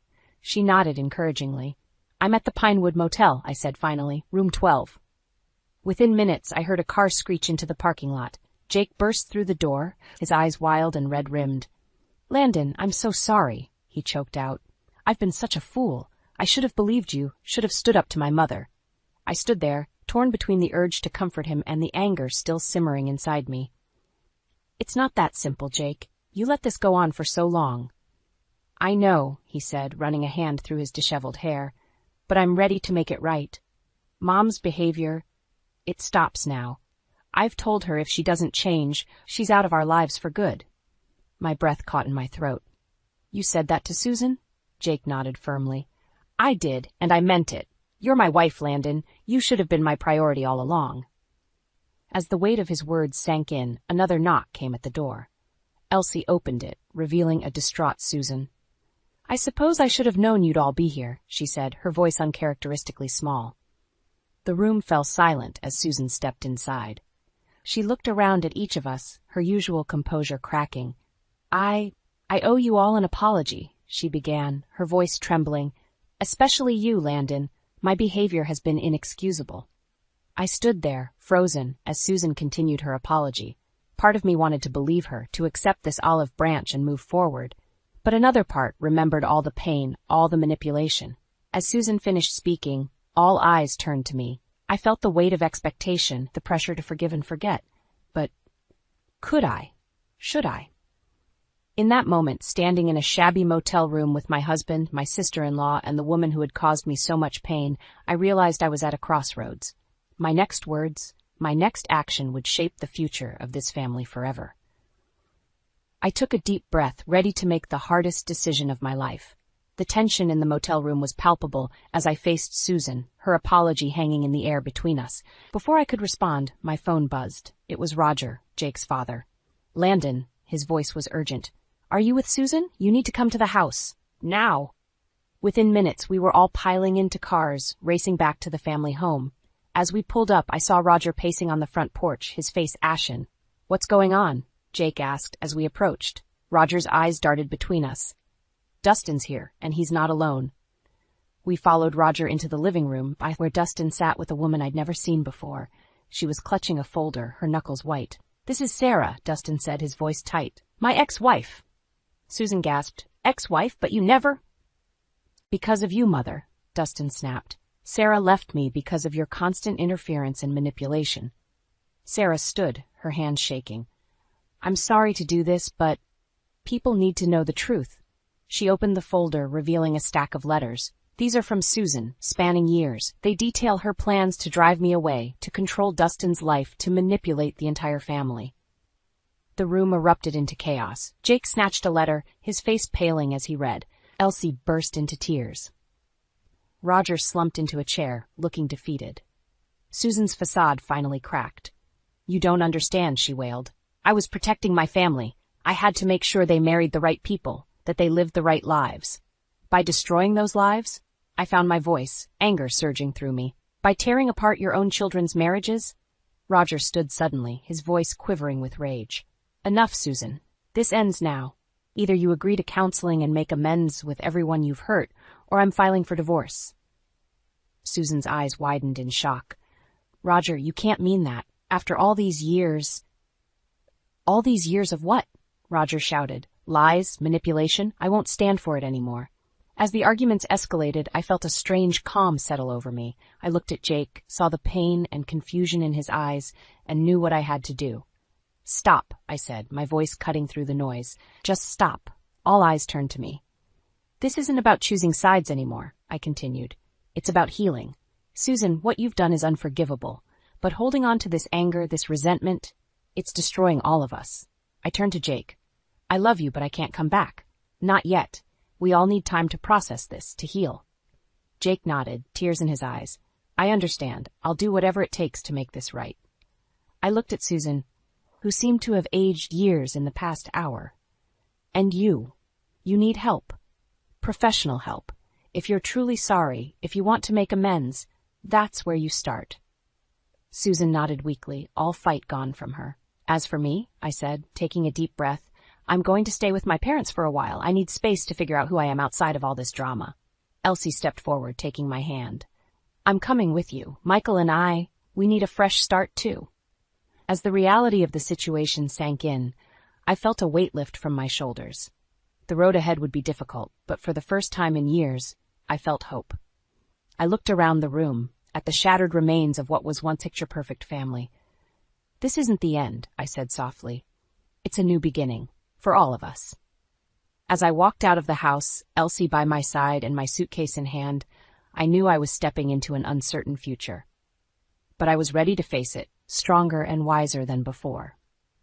The real challenge was just beginning, but for the first time I felt equipped to handle whatever came next. The weeks following the confrontation at Susan and Roger's house were a whirlwind of change. Elsie and I settled into my parents' guest house, finding solace in each other's company as we navigated our new reality. Jake called daily, his voice a mixture of regret and determination as he updated me on family therapy sessions and his own counseling. But it was the call from Roger that truly shook me. Landon, his voice was heavy with emotion. Susan's left. She refused to attend therapy, and she's filed for divorce. I sat down, stunned. Roger, I'm so sorry, he sighed. Don't be. It's for the best. But there's more. Thanksgiving is in 2 days and, well, we were hoping you'd come, all of you. My heart raced at the thought. I don't know, Roger. It might be too soon. Please, he said softly, let's try to heal together. After a long discussion with Elsie and her husband Michael, we agreed to go.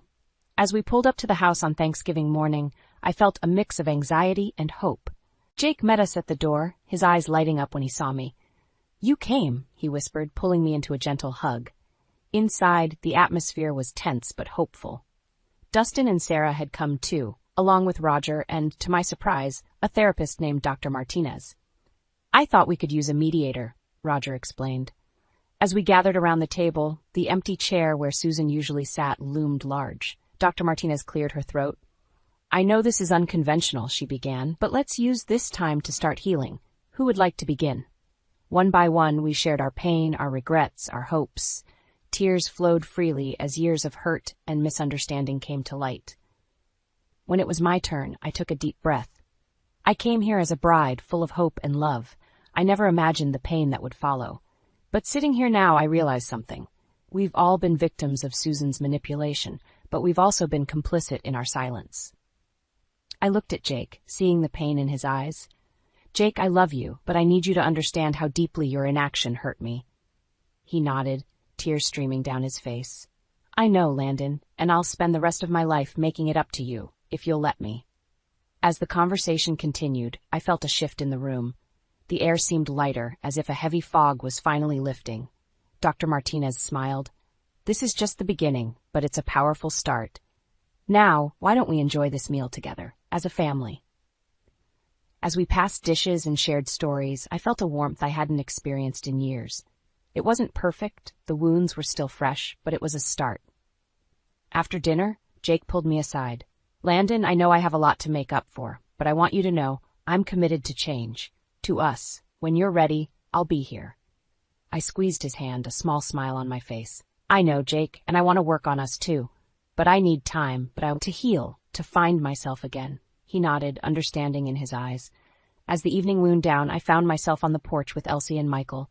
We watched the sun set, a comfortable silence between us. What now? Elsie asked softly. I took a deep breath, feeling a sense of peace wash over me. Now we heal. We grow. We build something new, together. Michael nodded. I like the sound of that. As we drove home that night, I felt a mixture of exhaustion and hope. The road ahead would be challenging, but for the first time in years, I felt truly free. Free from Susan's manipulation, free from the weight of silence, free to be myself. I glanced at Elsie, saw the same determination in her eyes, and knew we would be okay. We had survived the storm, and though the aftermath was messy and uncertain, we were stronger for it. As I drifted off to sleep that night, I realized that sometimes the end of one chapter is just the beginning of a far more beautiful story, and I was ready to write mine on my own terms. The thing about family gatherings is that they always start with hugs and end with wounds that take months to heal. I should know. I'm usually the one bleeding. Louisa, darling, What are you wearing?" My mother's voice carried that familiar note of disdain as she air-kissed my cheek. "I thought we discussed updating your wardrobe. Eliana could take you shopping." I smoothed down my black silk dress, the one that cost more than my first month's rent, and forced a smile. "I'm good, Mum. The dress is Valentino." "Oh." She blinked, then quickly recovered. "Well, it's interesting. Did you find it at one of those consignment shops?" Before I could respond, my sister Eliana swept in, wearing her signature power suit, perfect makeup, and that insufferable smile that said, "I'm crushing it at life." The living room instantly gravitated toward her like moths to a flame. "The Johnson merger finally closed," Eliana announced, accepting congratulatory hugs. "Made partner 6 months ahead of schedule." My mother practically glowed. "That's my girl, Victor. Did you hear that? Our Eliana, youngest partner in her firm's history." Dad nodded from his armchair, managing a weak smile. He looked tired, more tired than usual. I caught the slight tremor in his hand as he reached for his whiskey. "And what about you, Louisa?" Aunt Margaret turned to me. "Still doing that little online thing?" "My e-commerce company?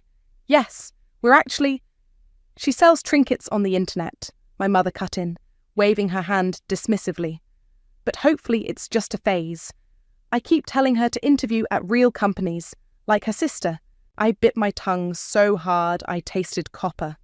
If they only knew that my little online thing had paid their mortgage for the past 18 months, that the only reason they still had this house to host their precious family gatherings was because I quietly transferred funds every month to cover their underwater payments. "Speaking of success," my mother chirped, "I have something special for Eliana." She disappeared upstairs, returning with a familiar velvet box. My heart stopped. "No," I whispered. "That's Grandma's bracelet. The one she always promised would be mine," I didn't add. My mother's eyes flickered to mine for just a moment before she turned to Eliana. "Your grandmother would have wanted her most successful granddaughter to have this. It represents our family's legacy of excellence." Eliana's perfectly manicured hands trembled as she fastened the delicate gold chain around her wrist.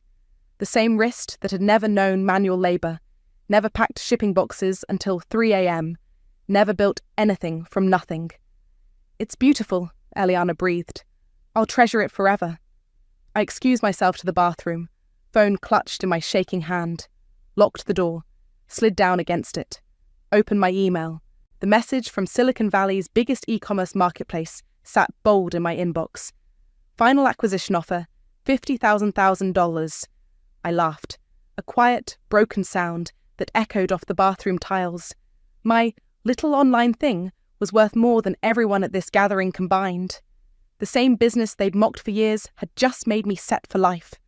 A knock at the door made me jump. "Louisa?" It was Dad. "Your mother's about to serve dessert." "Coming," I called back, voice steady despite the storm inside me. As I walked back to the living room, I heard my mother's voice. "At least Eliana gives us something to be proud of. I don't know where we went wrong with the other one." I paused in the hallway, my hand hovering over my phone. The acquisition offer waited for my response. One click and I could show them exactly how wrong they were. One signature and I could buy this house 10 times over. But revenge, like the best dishes, needs perfect timing. I stepped back into the room, smiled at my mother, and accepted a slice of her famous apple pie. "Delicious as always, Mum," she beamed, completely missing my sarcasm. "See? Even Louisa can recognize quality when she sees it." I took another bite, letting the too sweet filling coat my tongue. My phone buzzed again. Another message from the buyers, asking for my decision. "Actually," I said, standing up, "I need to head out. Got some work to handle." "Oh, more little crafts to sell?" My mother's laugh was sharp as glass. I grabbed my coat, catching a glimpse of my grandmother's bracelet glinting on Eliana's wrist. "Something like that." Walking to my car, I finally opened the acquisition email.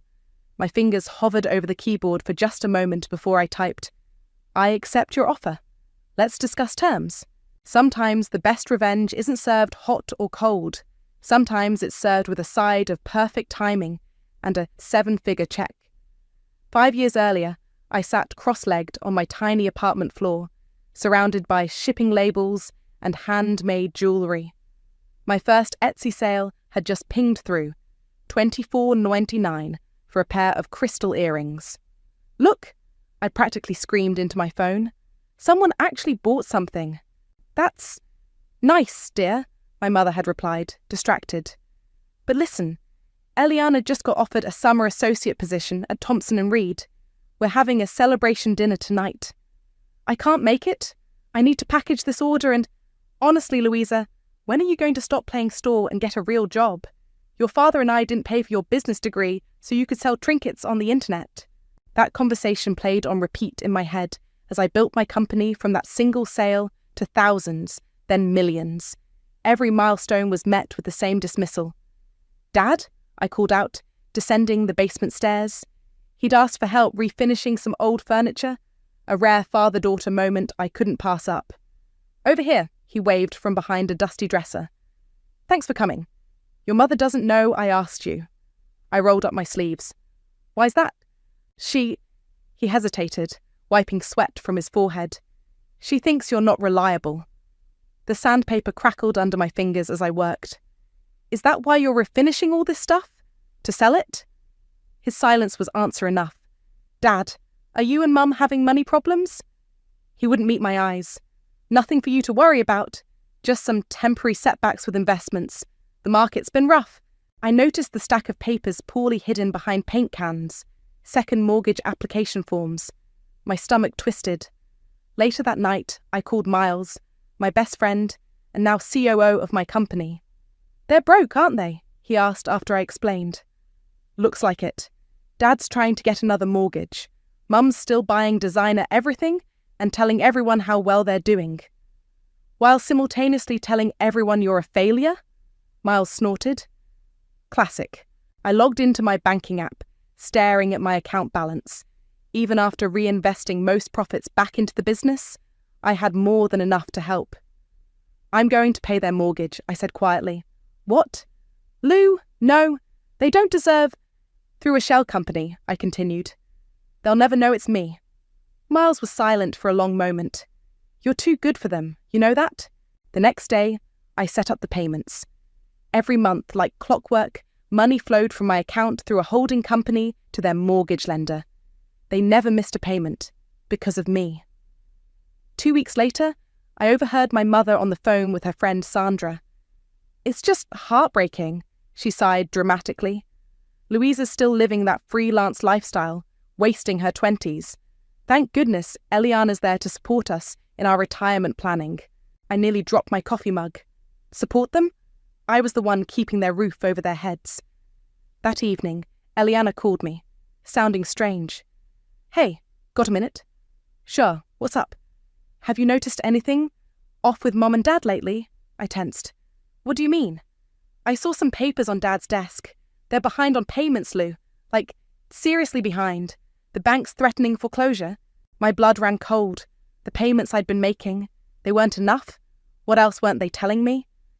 "Maybe you could help them," Eliana suggested. "I know your little business thing." "My little business thing is doing just fine," I snapped. "Why don't you help them with your big lawyer salary?" Silence crackled between us. I can't," she finally whispered. "I'm barely keeping up with my own bills. The firm, things aren't great right now." The perfect sister's perfect life wasn't so perfect after all. I hung up and immediately called my accountant. "I need you to find out exactly how much my parents owe, and to whom." "All of it?" "Every last penny." That night I couldn't sleep.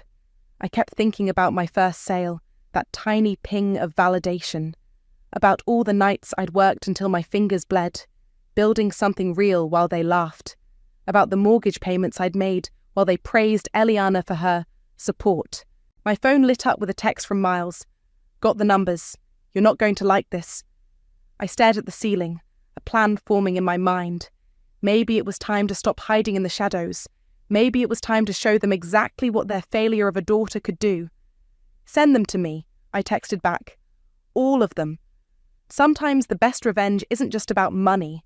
It's about making them face every single lie they've told. About you, about themselves, About everything. You want to do what? Miles leaned back in his chair, eyes wide. We were sitting in my office, surrounded by the evidence of my little online thing, a whole floor of a downtown high-rise. I slid the papers across my desk. Buy their debt, all of it, through the holding company we already use for the mortgage payments. He whistled low. That's cold, Lou. I love it. My phone buzzed. Another text from my mother. Darling, could you loan me a little something for the country club dues? Just until next month. I ignored it, just like I'd ignored the last 6 emergency requests. Instead, I pulled up the bank's contact information. Alejandro Lewis's office. How can I help you? This is Louisa. I need to discuss acquiring some outstanding loans. 20 minutes later, I sat across from Alejandro, watching him review the paperwork. His eyebrows climbed higher with each page. You understand what you're proposing? He asked carefully. Purchasing all your parents' debt would make you their primary creditor. That's the point? He nodded slowly. The total amount, including the second mortgage, credit lines, and personal loans, comes to just over $892,000. I didn't flinch. That was pocket change compared to the acquisition offer sitting in my inbox. Draw up the papers. Walking out of the bank, I ran into Andrea, another entrepreneur from my network. She took one look at my face and said, "Coffee, now." At our usual cafe, I spilled everything. "Girl," Andrea set down her latte. "I get it. They hurt you, but revenge like this? It might feel good now, but what? They deserve it. Maybe. But don't become what you're trying to punish. Don't let their toxicity turn you toxic." I stirred my coffee, watching the cream create patterns. You don't know what it was like. Winter of 2019, I couldn't afford heat. Lived on ramen for months, all while building this company. And where were they? And Mum was redecorating the house. Dad needed a new car. Eliana got engaged, needed help with the down payment on her condo. I laughed bitterly. Meanwhile, I was skipping meals to make payroll. Andrea reached across the table, squeezed my hand. Just be careful. Revenge is like drinking poison and expecting the other person to die. Back at the office, Miles was waiting with the acquisition paperwork. Final offer's here, he said. 50 million, clean deal. You sure about this timing? I signed without hesitation. Perfect timing. My phone buzzed again. My mother. Louisa, please call me back. It's about the club dues. Also, we're having a family dinner next weekend. Eliana has news. I texted back, can't make it, business meeting. Her response was immediate. This is family. Your little online shop can wait. My little online shop that just sold for $50 million. My little online shop that was about to own every penny they owed. The next morning, Alejandro called. The debt purchase is complete. You now officially own all their outstanding loans. Perfect. Don't tell them yet. I want to handle this personally. I hung up and walked to my window, looking out over the city. Somewhere out there, my parents were probably planning another family gathering where they'd praise Eliana and dismiss me. They had no idea their world was about to shift on its axis. Miles appeared at my door. The first transfer from the acquisition just hit our accounts. Want to celebrate? Not yet. I turned to face him. First, I need you to help me plan something. The revenge dinner? His eyes lit up. I've got ideas. We spent the next hour plotting, making sure every detail was perfect. The timing, the reveals, the exact moment when they'd realised their failure daughter owned them. My phone buzzed one more time. Eliana. Lou? Mum's freaking out about money again. Says the bank's being weird about their loans. Do you know anything about that? I smiled into the phone. No idea. Must be rough, not having enough money. Speaking of which, how's the law firm doing? Her pause spoke volumes. It's fine. Everything's fine. Sure it is. See you at dinner next week. You're coming? Wouldn't miss it for the world. I hung up and looked at the framed dollar from my first sale, hanging on my office wall. Next to it was my mother's quote from years ago. That little hobby of yours will never amount to anything. The debt contract sat on my desk, signed and sealed. Soon they'd learn exactly what my little hobby had amounted to. Sometimes the best revenge isn't just about taking power, It's about showing them they never had it in the first place. The call came at 2 a.m. I almost ignored it, but Eliana's name flashing on my screen was unusual enough to make me answer. "I screwed up," she slurred. "I screwed up so bad, Lou." "Where are you?" "Bar, downtown. The fancy one where," she hiccuped, "where successful people drink away their failures." 20 minutes later, I found her slumped at the bar, designer suit wrinkled, mascara smeared. The perfect sister wasn't looking so perfect. "They're laying people off," she mumbled as I helped her into my car. "Whole departments, partner tracks frozen, everything Mum and Dad bragged about. It's gone." I handed her a water bottle. "Does Mum know?" "God, no." Eliana laughed bitterly. "She's too busy planning my promotion party, keeps telling everyone how her daughter's crushing it at the biggest firm in town. While the firm's sinking? While I'm drowning?" She turned to me, eyes glassy. "You know what's funny? I hate it. All of it. The law, the pressure, the perfect life Mum designed for me. I never wanted any of it." I gripped the steering wheel tighter. "Then why did you go along with it?" "Same reason you kept paying their mortgage, to make them happy." She caught my startled look. "Yeah, I know about that. I'm a drunk failure, not a stupid one." We sat in silence for a moment, streetlights casting shadows across the dashboard. "Tom and I are separating," she added quietly. "Another thing Mum can't know. The perfect marriage too." I almost felt sorry for her. Almost. "You could have told me," I said. "All those times you joined Mum in mocking my choices." "I was jealous." Eliana's voice cracked. "You built something real, something yours. I just built a facade." The next morning, I met Andrea for our weekly coffee. She took one look at me and knew something was up. Spill.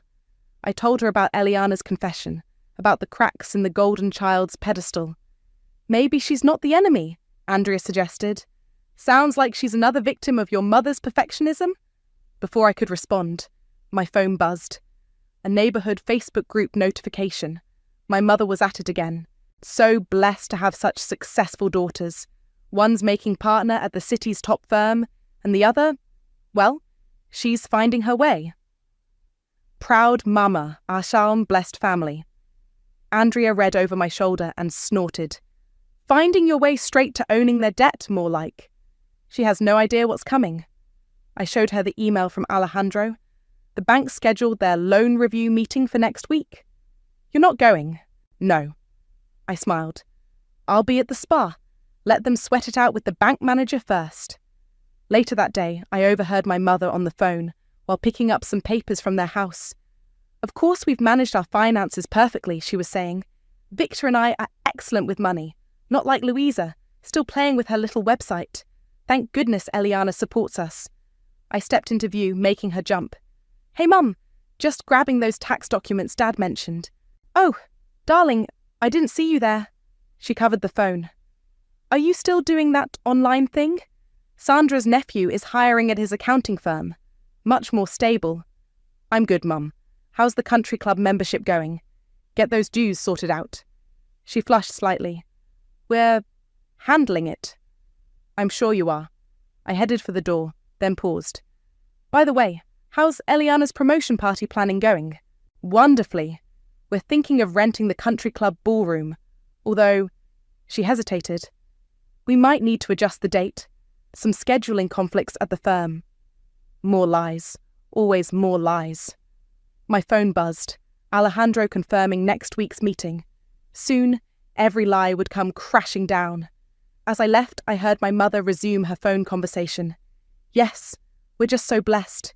Everything's perfect here. Absolutely perfect." I got into my car and pulled out the acquisition paperwork. $50 million. Enough to buy and sell their perfect facade 100 times over. My phone buzzed again. Eliana. "Mom's planning this party. I don't know how to tell her. Help?" I stared at the message for a long moment before replying. "Don't worry. Everything's about to change anyway." Looking back at the house, I saw my mother still on the phone, probably spinning more tales about her perfect life and her perfect daughter. The facade was cracking, but she was too proud to notice. Sometimes the biggest lies we tell are to ourselves, but reality has a way of demanding payment, with interest. Another mimosa, Ms. Louisa? The spa attendant held out a fresh glass.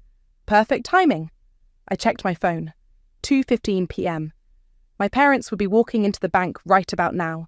Miles lounged in the chair beside me, cucumber slices over his eyes. You're evil, you know that? Making them sweat it out while you're getting a hot stone massage. Karma needs a good backdrop. I sipped my drink. Besides, I earned this. My phone buzzed. A text from Alejandro. They've arrived. Your mother's wearing pearls and attitude. I could picture it perfectly. Mom in her best power outfit, probably the Chanel suit she bought instead of paying their property taxes. Dad trailing behind, quiet and confused. How long are you going to let them stew? Miles asked. Alejandro has strict instructions. First, show them the new payment terms. Then, when Mom inevitably demands to know who bought their debt, he'll mention it's a private holding company. I smiled. One that's very interested in their property. Another text from Alejandro. Your mother just insisted their daughter is a senior partner at a law firm. Said there must be some mistake.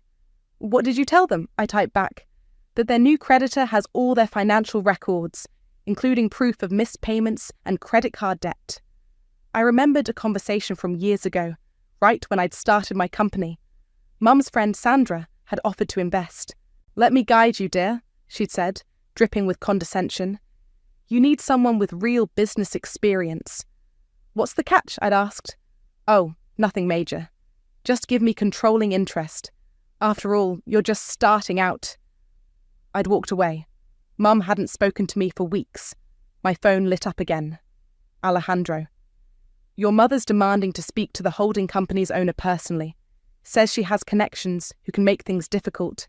Miles peeked out from under his cucumbers. She's threatening you without knowing it's you? That's priceless. Tell her the owner will be in touch, I replied to Alejandro. The spa attendant appeared with more champagne, just as another text came through. Your father hasn't said a word. Just keep staring at the payment schedule. Your mother's getting louder. I forwarded the message to Miles, who actually giggled. This is better than Netflix. The best part, I said.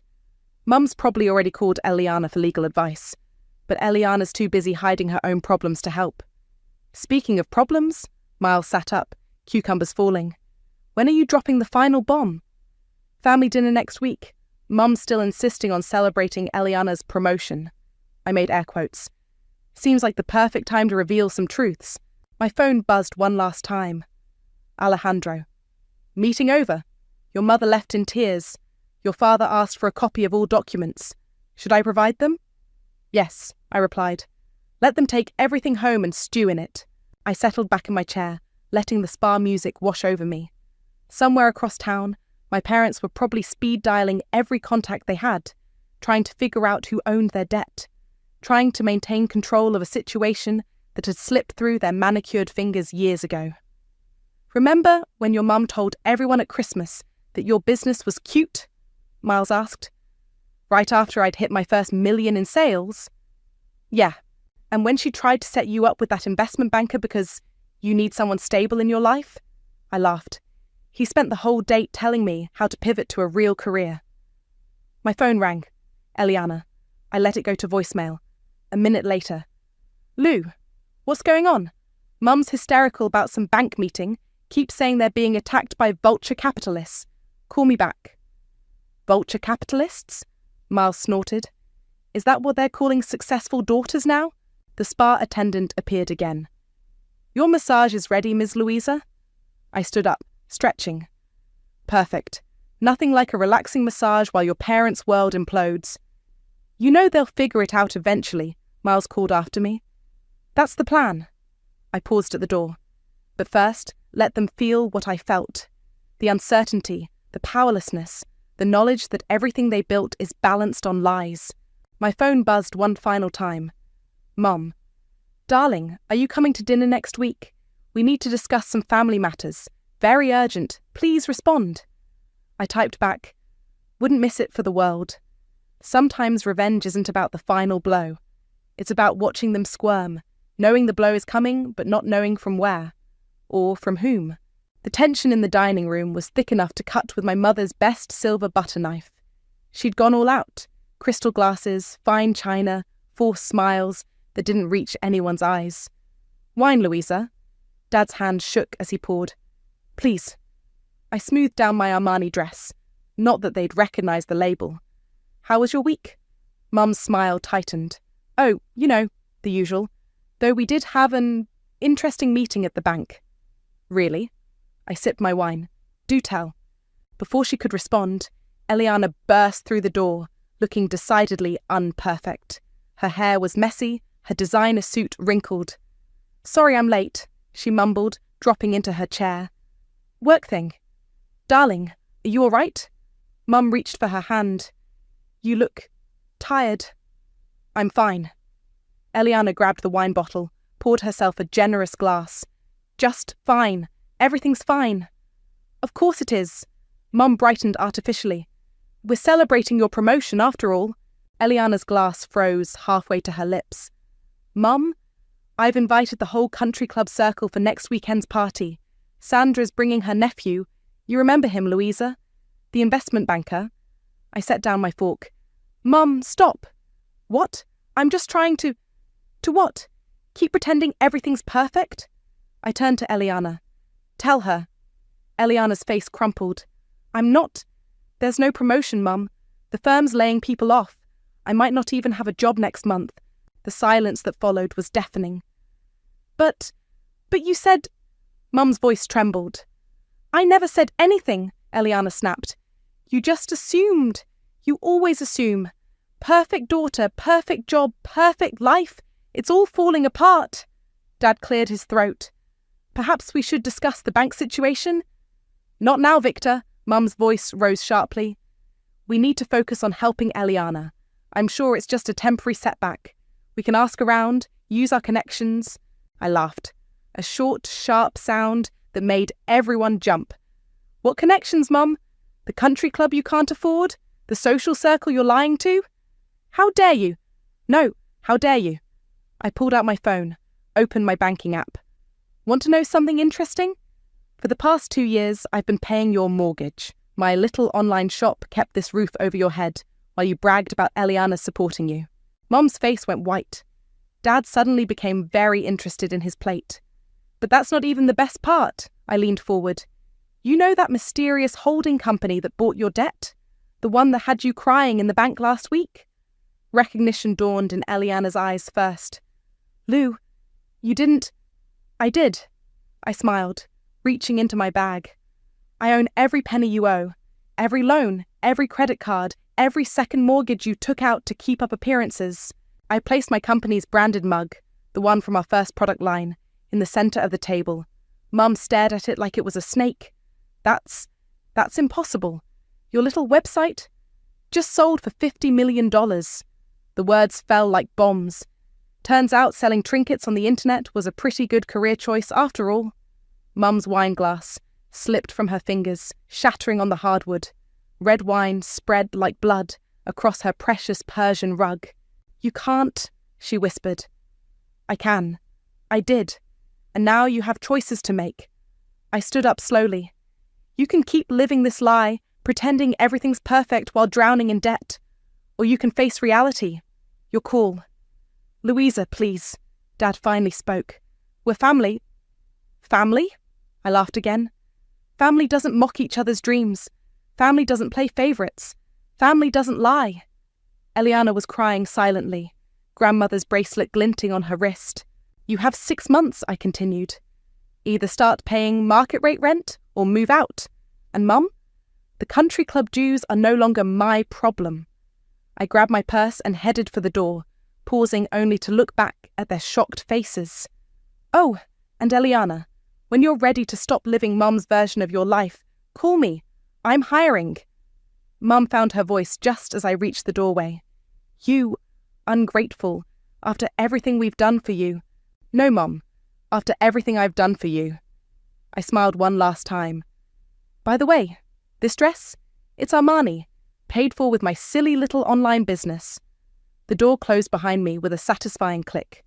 Through the window, I could see Mum collapsed in her chair, Dad staring blankly at the mug on the table, and Eliana, for the first time in years, looking at me with something like admiration. Sometimes the sweetest revenge isn't in the revelation itself, but in watching them realize that everything they believed was wrong. Dead wrong. The voicemail started at midnight. "Louisa, this is your mother. Call me immediately. We need to discuss your behavior." Delete. "Sweetie, please. We can work this out. Your father and I only wanted what's best." Delete. "How dare you humiliate us like this, after everything we've sacrificed." Delete. By morning, my inbox was full of similar messages. I forwarded them all to Miles, who responded with a string of popcorn emojis. Andrea called while I was reviewing acquisition paperwork. "Your mum just posted in the neighbourhood group. You might want to see this." I pulled up Facebook. There it was. "Prayers needed for our family, dealing with a difficult situation involving our youngest. Sometimes success changes people." The comments were already flowing in. "Stay strong! Family first! Money isn't everything!"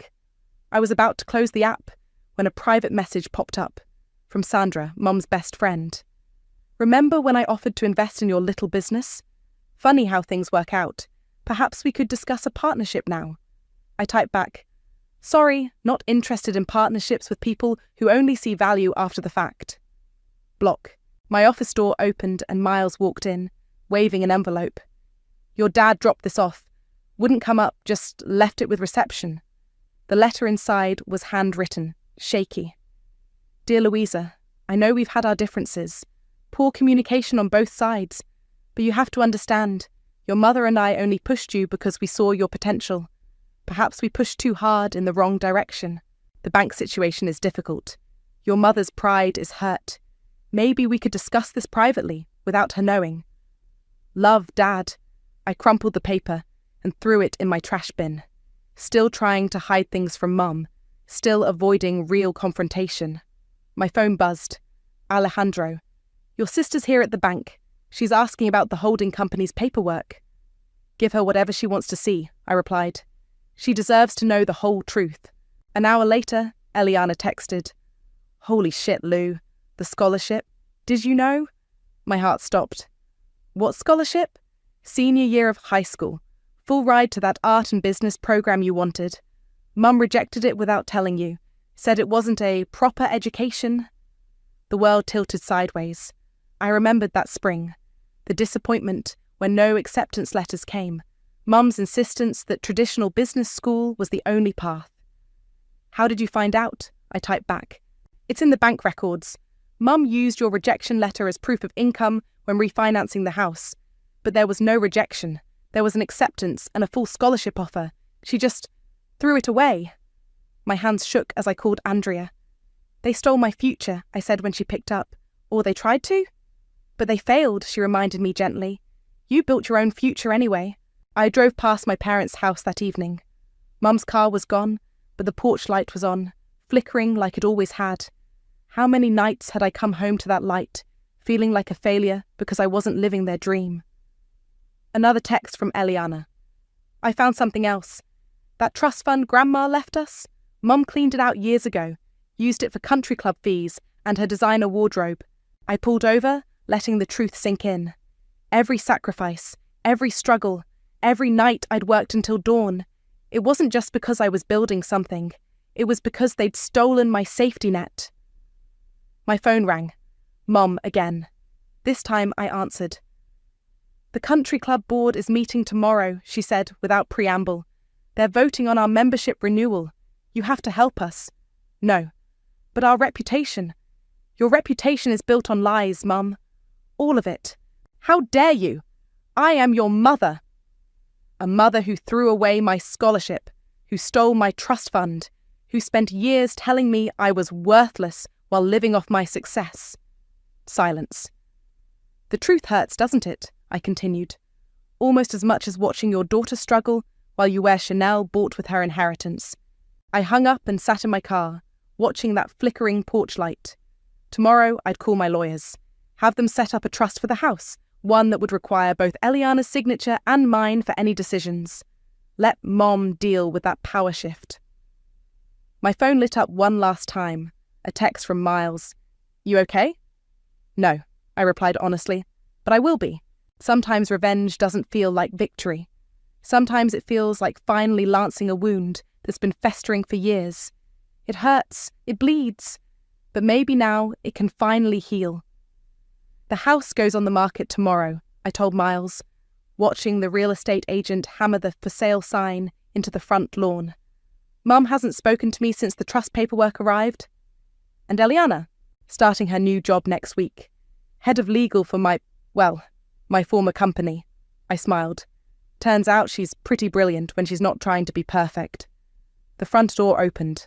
Mum stepped out, designer bag clutched like a shield. She'd aged decades in weeks, her carefully maintained facade cracking like old paint. "You're really doing this," she said, voice flat. "The trust gives you options. Pay market rate rent or move out. Your choice." "Where are we supposed to go? Everything we built?" "Everything you pretended to build," I corrected. "While stealing my trust fund and hiding my scholarship." She flinched. "I was protecting you." "From what? Success? Independence? Because that worked out great, didn't it?"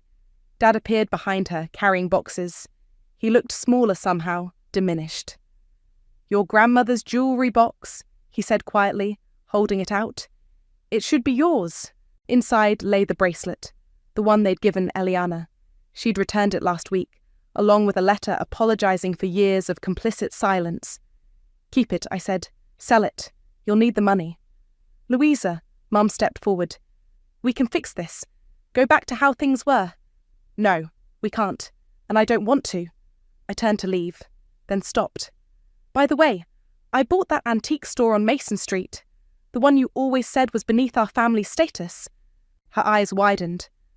"The one your grandmother loved? I'm turning it into a business incubator, helping other silly little online shops get started. Named it after Grandma, the only person who ever believed in me." "She'd be proud," Dad whispered. Mum's face hardened. "She'd be ashamed. Of all of us." "No," I said quietly. "She'd be ashamed of you, for stealing her grandchildren's inheritance, for crushing their dreams, for caring more about appearances than actual success." The real estate agent approached with paperwork. "The listing goes live at midnight. Are we ready?" I signed where indicated, then handed the pen to Eliana, who'd arrived silently during our conversation. "You too?" Mum's voice cracked. "Both my daughters." "Both your daughters finally free," Eliana said, signing. "By the way, I cancelled your country club membership. Used my power of attorney while it was still valid." Mum swayed like she'd been slapped. "The movers come Tuesday," I said. "Don't forget anything.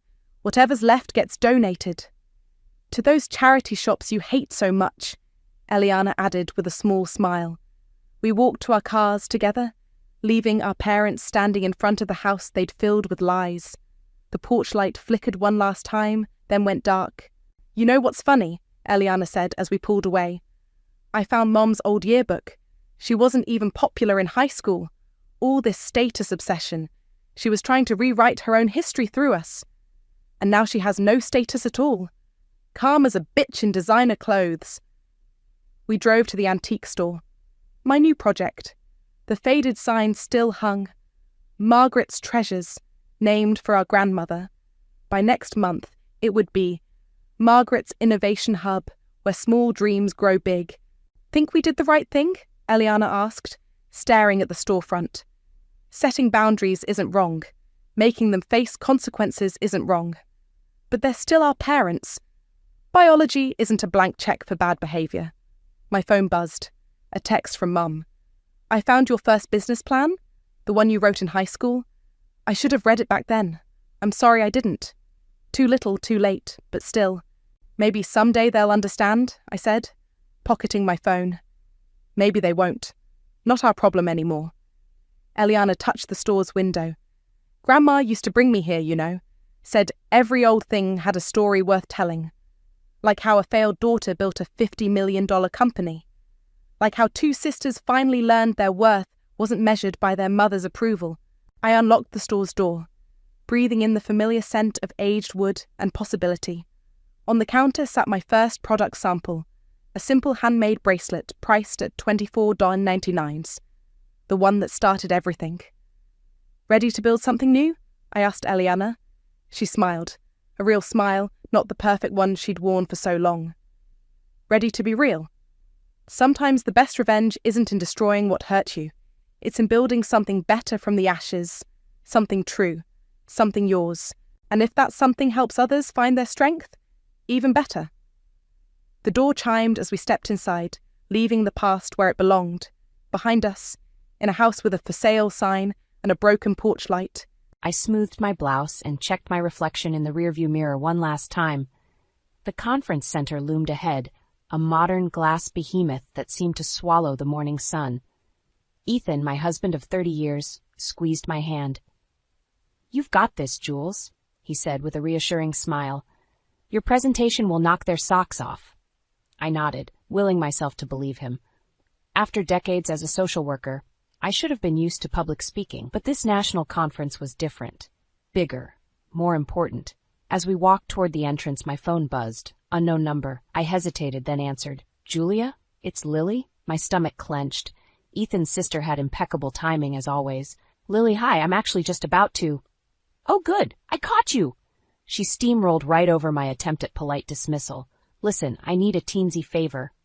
I glanced at Ethan, mouthing Lily with an eye roll. He grimaced sympathetically. "What kind of favor?" I asked, already dreading the answer. "Well, you know that yoga retreat I've been planning?" How could I forget? It was all she'd talked about for months. Yes, the venue fell through at the last minute. Total disaster. But then I had the most brilliant idea. My breath caught. I had a sinking feeling where this was going. "Your cabin would be perfect," Lily gushed. "All that fresh mountain air, the peace and quiet. My students will absolutely love it." "Lily, we can't." "I know it's short notice, but it would mean the world to me. And you're not using it this week anyway, right?" I pinched the bridge of my nose, feeling a headache coming on. "We just finished renovating, everything's still settling in, and we won't be there to—" "Oh, don't worry about that. I'll take excellent care of everything. You won't even know we were there." Somehow, I doubted that. Lily's definition of excellent care left much to be desired. "I'm sorry, but the answer is no," I said firmly. "We're not comfortable with anyone using the cabin when we're not there, especially not for a large group." There was a pause, then Lily's voice turned cold. "I see. Well, I suppose I shouldn't be surprised. You've always been rather selfish when it comes to sharing." The accusation stung, even though I knew it was unfair.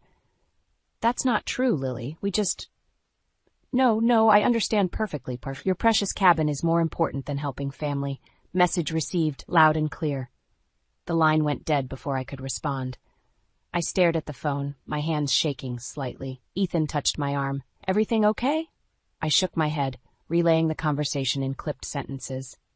Ethan sighed. "I'm sorry, Jules. I'll talk to her later, make her understand." But I knew it wouldn't help. Lily had never respected our boundaries, always pushing and prodding until she got her way. As we entered the conference center, I tried to focus on the day ahead, but Lily's words echoed in my mind, along with a nagging worry. She wouldn't actually go against our wishes, would she?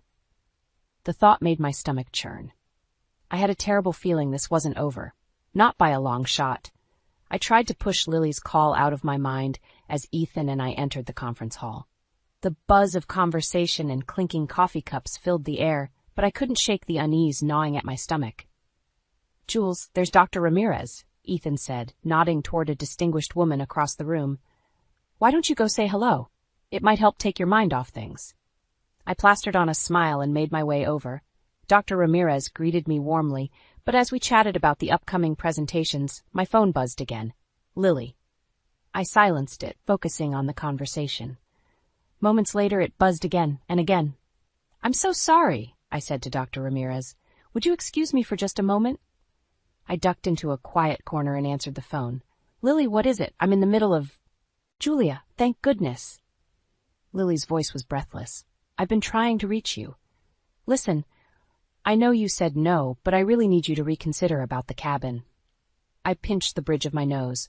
"We've been over this. The answer is still no." "But you don't understand." Lily's voice rose. "I've already told everyone it's a go. I can't back out now. Do you have any idea how embarrassing that would be?" My jaw clenched. That's not my problem, Lily. Lily, you should have waited for our permission before making promises. Come on, Jules. Don't be so rigid. It's just for a few days. What's the worst that could happen? Images flashed through my mind. Broken furniture, stained carpets, scratched hardwood. A lot, actually. That's why we said no in the first place. Lily's tone turned wheedling. I'll be extra careful, I promise, and I'll owe you big time. Please, Julia. I'm begging you. I closed my eyes, torn between frustration and guilt. Lily, everything okay? Ethan appeared at my elbow, concern etched on his face. I covered the phone. It's your sister. Again, he held out his hand. Let me talk to her. Gratefully, I passed him the phone. As Ethan spoke to Lily, his expression hardened. Absolutely not, he said firmly. We've already told you no, and that's final. You need to respect our decision. There was a pause as Lily responded. Ethan's face darkened further. Don't you dare try to guilt us about this. We have every right to set boundaries, especially when it comes to our property. Another pause. Ethan's voice rose. If you so much as step foot on that property without our permission, I swear I'll... He broke off, staring at the phone. She hung up on me. I sagged against the wall. What are we going to do? Ethan ran a hand through his hair. I don't know, but I have a bad feeling about this. Just then my phone chimed with a text. It was from Lily. I'm sorry it had to come to this, but you've left me no choice. I hope you'll forgive me someday. My blood ran cold. Ethan, look. He read the message, his face paling. You don't think she'd actually... I nodded grimly. I think that's exactly what she's planning.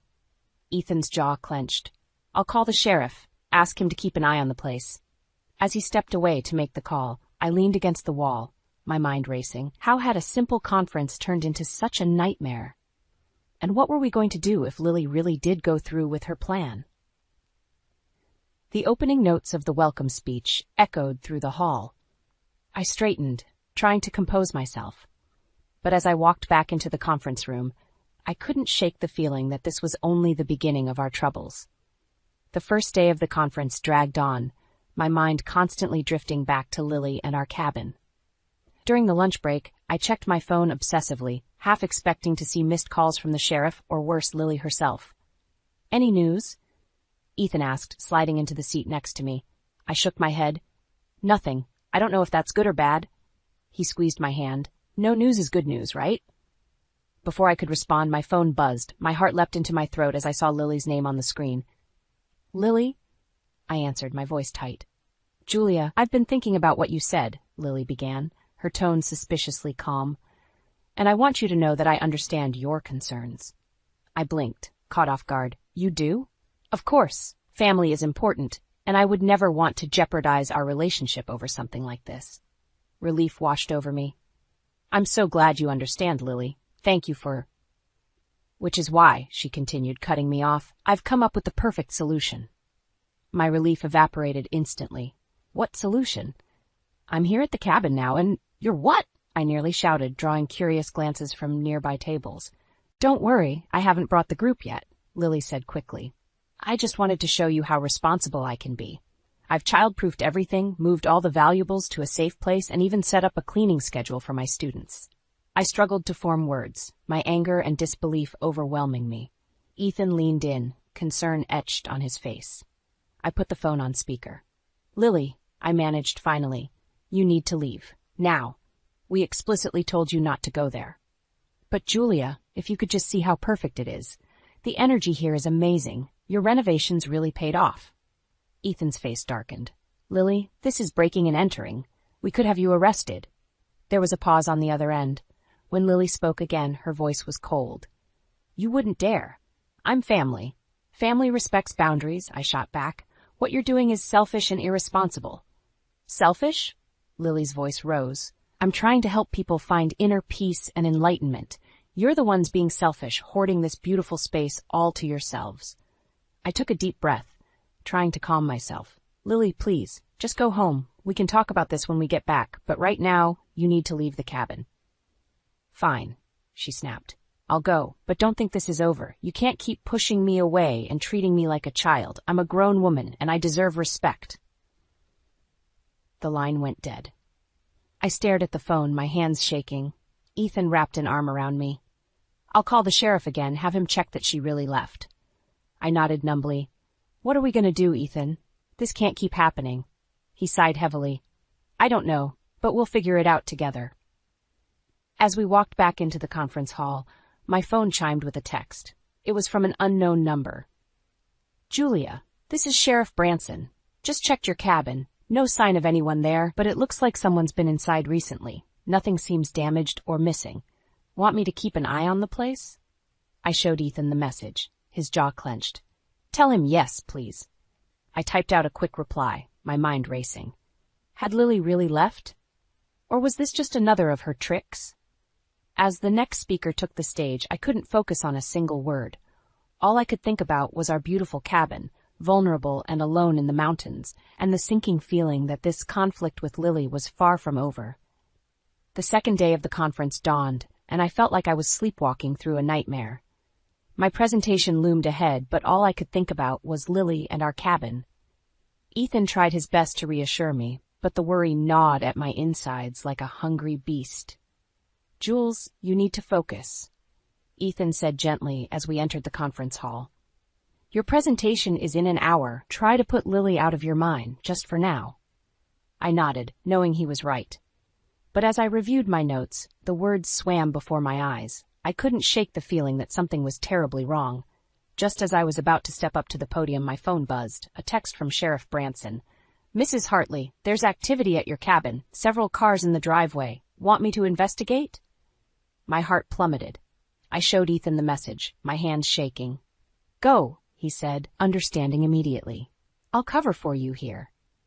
I slipped out of the conference room, my mind racing. In the quiet hallway, I called Sheriff Branson. What exactly did you see? I asked, trying to keep my voice steady. At least 5 vehicles, ma'am. Looks like some kind of gathering. I didn't approach, given your previous instructions, but I can if you want. I closed my eyes, fighting back tears of frustration. Yes, please. Tell them they're trespassing and need to leave immediately. Will do, Mrs. Hartley. I'll keep you posted. I ended the call, leaning against the wall for support. How could Lily do this? After everything we'd said, after all our warnings? My phone buzzed again. This time it was Lily. Julia, you'll never believe how amazing everything is going. The energy here is just... Lily, stop. I cut her off. My voice sharp. The sheriff is on his way. You need to leave. Now. There was a pause. You called the sheriff on me?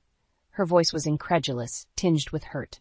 You left us no choice, I said, fighting to keep my composure. We told you explicitly not to use the cabin. This is breaking and entering, Lily. It's family property, she protested. I have every right to. No, you don't, I snapped. It's our property, mine and Ethan's, and you're putting it at risk with your reckless behavior. Reckless? Lily's voice rose. I'm helping people find peace and balance in their lives. How is that reckless? I took a deep breath, trying to calm myself. Lily, please, just pack up and go. We can talk about this later, but right now you need to leave before... Suddenly I heard commotion in the background, raised voices, a door slamming. Oh no, Lily breathed. Julia, I have to go. The sheriff's here and... The line went dead. I stared at my phone in disbelief, my heart pounding. What had I done? Moments later, another text from Sheriff Branson. Situation under control. All parties vacating premises. No damage observed, but you may want to come check things out when you can. Relief washed over me, quickly followed by a wave of guilt. Had I overreacted? Would this drive an irreparable wedge between us and Lily? As I stood there, torn between relief and regret, Ethan appeared in the hallway. Jules, what happened? Are you okay? I shook my head, fighting back tears. I don't know, Ethan. I think I just made everything worse. He pulled me into a hug, and I let the tears fall. Over his shoulder, I could see people filing into the conference room, ready for my presentation, a presentation I was in no state to give. In that moment, I knew I had to make a choice. Stay and fulfill my professional obligations, or leave and deal with the mess waiting for us at the cabin. Either way, I feared the consequences would be severe. Ethan, I said, pulling back to look at him, we need to go home. Now. The drive back to our cabin felt interminable. Ethan's knuckles were white on the steering wheel, and I couldn't stop fidgeting, my mind conjuring worst-case scenarios with every passing mile. I can't believe we left the conference early, I murmured, guilt gnawing at me. Ethan reached over and squeezed my hand. Some things are more important, Jules. Family is more important. As we rounded the final bend, our cabin came into view. My heart sank. The driveway was empty, but I could see signs of recent activity. Trampled grass, a forgotten yoga mat on the porch. We had barely stepped out of the car when my phone rang. Lily's name flashed on the screen. Julia? Her voice was trembling. I'm so sorry. I know I messed up, but you have to help me. Please. Alarm bells rang in my head. Lily, what's going on? Where are you? I'm still at the cabin. Well, near it. I couldn't just leave, not after what happened. I exchanged a worried glance with Ethan. What do you mean? What happened? Lily, talk to me. There was a long pause, punctuated by what sounded like a muffled sob.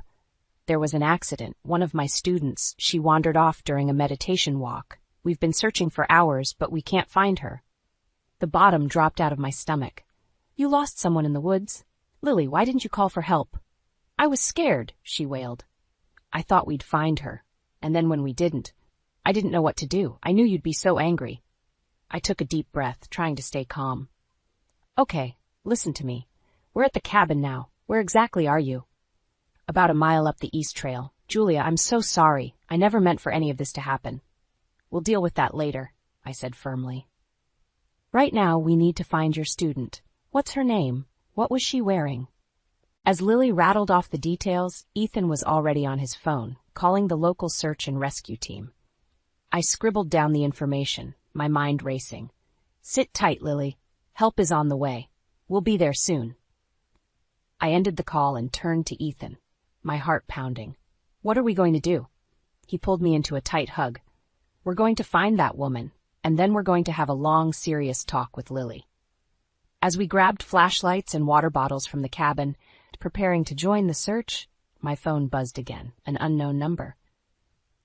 Mrs. Hartley? This is Ranger Thompson. We've got a situation up here on the mountain. A woman matching the description you gave has been found, but, well, there's been an accident. My blood ran cold. What kind of accident? The ranger's voice was grim. Looks like she fell from one of the cliff faces. It's not good, ma'am. We're going to need you and your sister-in-law to come down to the station to answer some questions. I ended the call, my hands shaking so badly I nearly dropped the phone. Ethan was by my side in an instant, his face etched with concern. Jules, what is it? I looked up at him, tears blurring my vision.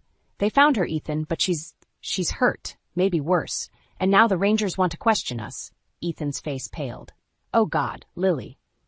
In that moment, standing in our beautiful cabin that had become the epicenter of this nightmare, I felt a surge of anger unlike anything I'd ever experienced. Lily's recklessness had finally gone too far, and now an innocent person was paying the price. I squared my shoulders, a cold resolve settling over me. Let's go. It's time to end this once and for all. As we headed out into the gathering dusk, I knew that whatever happened next would change our family forever, and I was ready to face it head on. The ranger station was a flurry of activity when we arrived. Lily sat huddled in a corner, her face tear-stained and pale. When she saw us, she leapt up, but I held up a hand to stop her approach. Not now, Lily, I said, my voice cold. We need to talk to the rangers first. Ranger Thompson led us into a small office, his face grim. The woman you reported missing, Sarah Jennings, is in critical condition. She's been airlifted to the nearest hospital. I felt Ethan's hand tighten on mine as the ranger continued. We need to understand exactly what happened. Mrs. Hartley, your sister-in-law claims she had permission to use your cabin for her retreat. Is that correct? I took a deep breath, fighting back tears of frustration. No, it's not. We explicitly told her not to use the cabin. The ranger's eyebrows shot up. I see. That complicates things. Just then, my phone rang, an unknown number. With shaking hands, I answered. Mrs. Hartley? A frantic voice came through. This is Tom from the fire department. There's been an incident at your cabin. A fire broke out. What? I gasped, my mind reeling. How? When? About 20 minutes ago, we responded to a 911 call from one of your neighbors. It looks like it started with a candle left unattended. We're doing our best to contain it, but... I couldn't breathe. The room spun around me as Tom's words faded into a dull roar. Our cabin, our beautiful, newly renovated cabin, up in flames. Ethan took the phone from my limp hand, speaking urgently with the firefighter. I turned to Ranger Thompson, my voice barely a whisper. "There's been a fire at our cabin." His eyes widened. "Good Lord. All right, stay here. I'll get more information." As he hurried out, Lily burst into the room, her face a mask of anguish. "Julia, Ethan, I'm so sorry. I just heard. I can't believe. Oh God, this is all my fault." Something inside me snapped. Years of pent-up frustration and anger came pouring out. "You're right, Lily. It is your fault. All of it. The trespassing, the missing woman, and now this fire. When will you learn that your actions have consequences?" Lily recoiled as if I'd slapped her. "I never meant for any of this to happen. I was just trying to what?" I cut her off. "To prove a point? To show us how responsible you could be? Well, congratulations. You've proven exactly the opposite." Ethan put a hand on my arm, his voice low. "Jules, maybe we should," but I was beyond reason. "No, Ethan. It's time someone told her the truth. Lily, your selfishness and impulsiveness have gone too far this time. A woman is fighting for her life, our cabin is burning down, and for what? Your ego?" Tears streamed down Lily's face. "I'll fix it, I promise. I'll pay for everything. You can't fix this," I shouted, my voice breaking. "You can't undo the damage you've caused. To that woman, to our property, to our family." The room fell silent, broken only by Lily's quiet sobs. Ethan pulled me close, his own eyes glistening with unshed tears. Ranger Thompson reappeared, his face grave. "I've just gotten an update. The fire's spreading faster than they can contain it. And there's something else." My heart sank. What more could possibly go wrong? The fire's jumped to a neighboring property. The porter's cabin is now in danger, too. I sagged against Ethan, overwhelmed by the magnitude of the disaster unfolding around us. Our cabin, our neighbors, a critically injured woman, all because of Lily's reckless actions. As the gravity of the situation settled over us, I realized we were standing at a crossroads. The decisions we made in the next few hours would shape not just our family's future, but the lives of everyone affected by this tragedy. I straightened up, meeting Lily's tear-filled eyes with a steely gaze. "It's time to face the music, Lily. All of it." The acrid smell of smoke hung in the air as we raced towards our cabin. Flashing lights from fire trucks and police cars illuminated the night sky, casting an eerie glow over the familiar landscape. My heart pounded in my chest, a mix of fear and anger coursing through my veins. As we pulled up, I gasped. Flames licked the sky, engulfing what should have been our cabin. But something was off. The shape was wrong, the placement. "Julia," Ethan's voice was tight with disbelief. "That's not our cabin." Realization dawned, horror washing over me. "Oh God, it's the porter's place."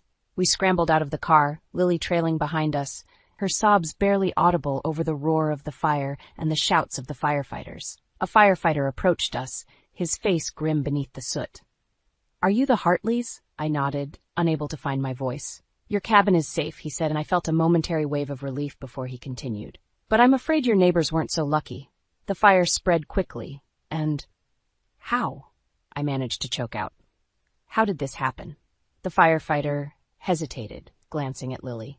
"We found evidence of candles, incense. It looks like someone was using the cabin without proper safety precautions."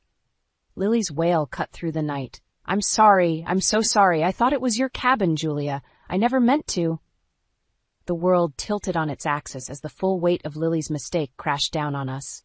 Not only had she trespassed and endangered lives, but she'd done so on the wrong property entirely. Ethan gripped my arm, his face ashen. "The Porters, are they?" "They weren't home," the firefighter assured us, "but I'm afraid the damage is extensive. The cabin's a total loss." Relief mingled with fresh horror. Our friend's home, destroyed because of our family's drama. Just then, I spotted the Porters arriving, their faces a mask of shock and grief as they took in the scene. Without thinking, I rushed towards them, Ethan at my heels. "Martha, John," I called out, my voice breaking. "I'm so sorry. This is all our fault." Martha turned to me, confusion mixing with the anguish in her eyes. "Your fault? Julia, what are you talking about?" As I opened my mouth to explain, Lily pushed past me, falling to her knees in front of the Porters. "It was me," she sobbed. "I thought it was Julia and Ethan's cabin. I brought my yoga group here, and... The Porters stared at her in disbelief as Lily poured out the whole sordid tale, her disregard for our wishes, the missing student, the careless use of candles. I watched as their expression shifted from confusion to anger to a deep, profound sadness. John's fists clenched at his sides, while Martha's hand flew to her mouth, stifling a cry. "How could you be so irresponsible?" John's voice was low, dangerous. Everything we owned was in that cabin, our memories, our lives. Ethan stepped forward, his voice steady despite the tremor I could see in his hands. "We'll make this right, John. Whatever it takes." But I knew, looking at the devastation around us, that some things couldn't be made right. The trust we'd built with our neighbors, the peace we'd found in this mountain community, all of it was going up in smoke, just like the porter's cabin. As we stood there, the gravity of the situation pressing down on us like a physical weight, I realized we were at a crossroads. The decisions we made in the coming days would define not just our family's future, but the lives of everyone touched by this tragedy. I turned to Lily, my voice barely above a whisper. "I hope you understand now. This isn't just about you anymore. It never was." The look of utter devastation on her face told me that, finally, the message had sunk in. But as I gazed at the smoldering ruins of the porter's home, I couldn't help but wonder, was this realization too little, too late? The days following the fire blurred together in a haze of insurance claims, police reports, and tear-filled conversations. Ethan and I barely slept, caught in a whirlwind of damage control and guilt. Lily, for once, was silent, her usual exuberance extinguished by the weight of her actions. A week after the disaster, we all gathered at our cabin, the one that should have burned instead. The porters sat across from us, their faces etched with a mix of grief and anger. Lily huddled in a corner, looking smaller than I'd ever seen her. "We've come to a decision," John Porter began, his voice gravelly with emotion. "We won't press charges against Lily." A collective gasp filled the room. I felt Ethan's hand tighten on mine. Martha leaned forward, her eyes fixed on Lily. "But we have conditions." I held my breath, waiting for the other shoe to drop. "We want Lily to help rebuild our cabin," Martha continued, "not just financially, but physically. Every weekend, every free moment, until it's done." Lily's head snapped up, her eyes wide with surprise, and, "Was that relief? Of course," she whispered. "Anything. I'll do anything to make this right." John's gaze softened slightly. "And we want Julia to supervise the rebuild. We trust her judgment, and frankly, we're not ready to trust Lily on her own just yet." I nodded, a lump forming in my throat. We'd be honored.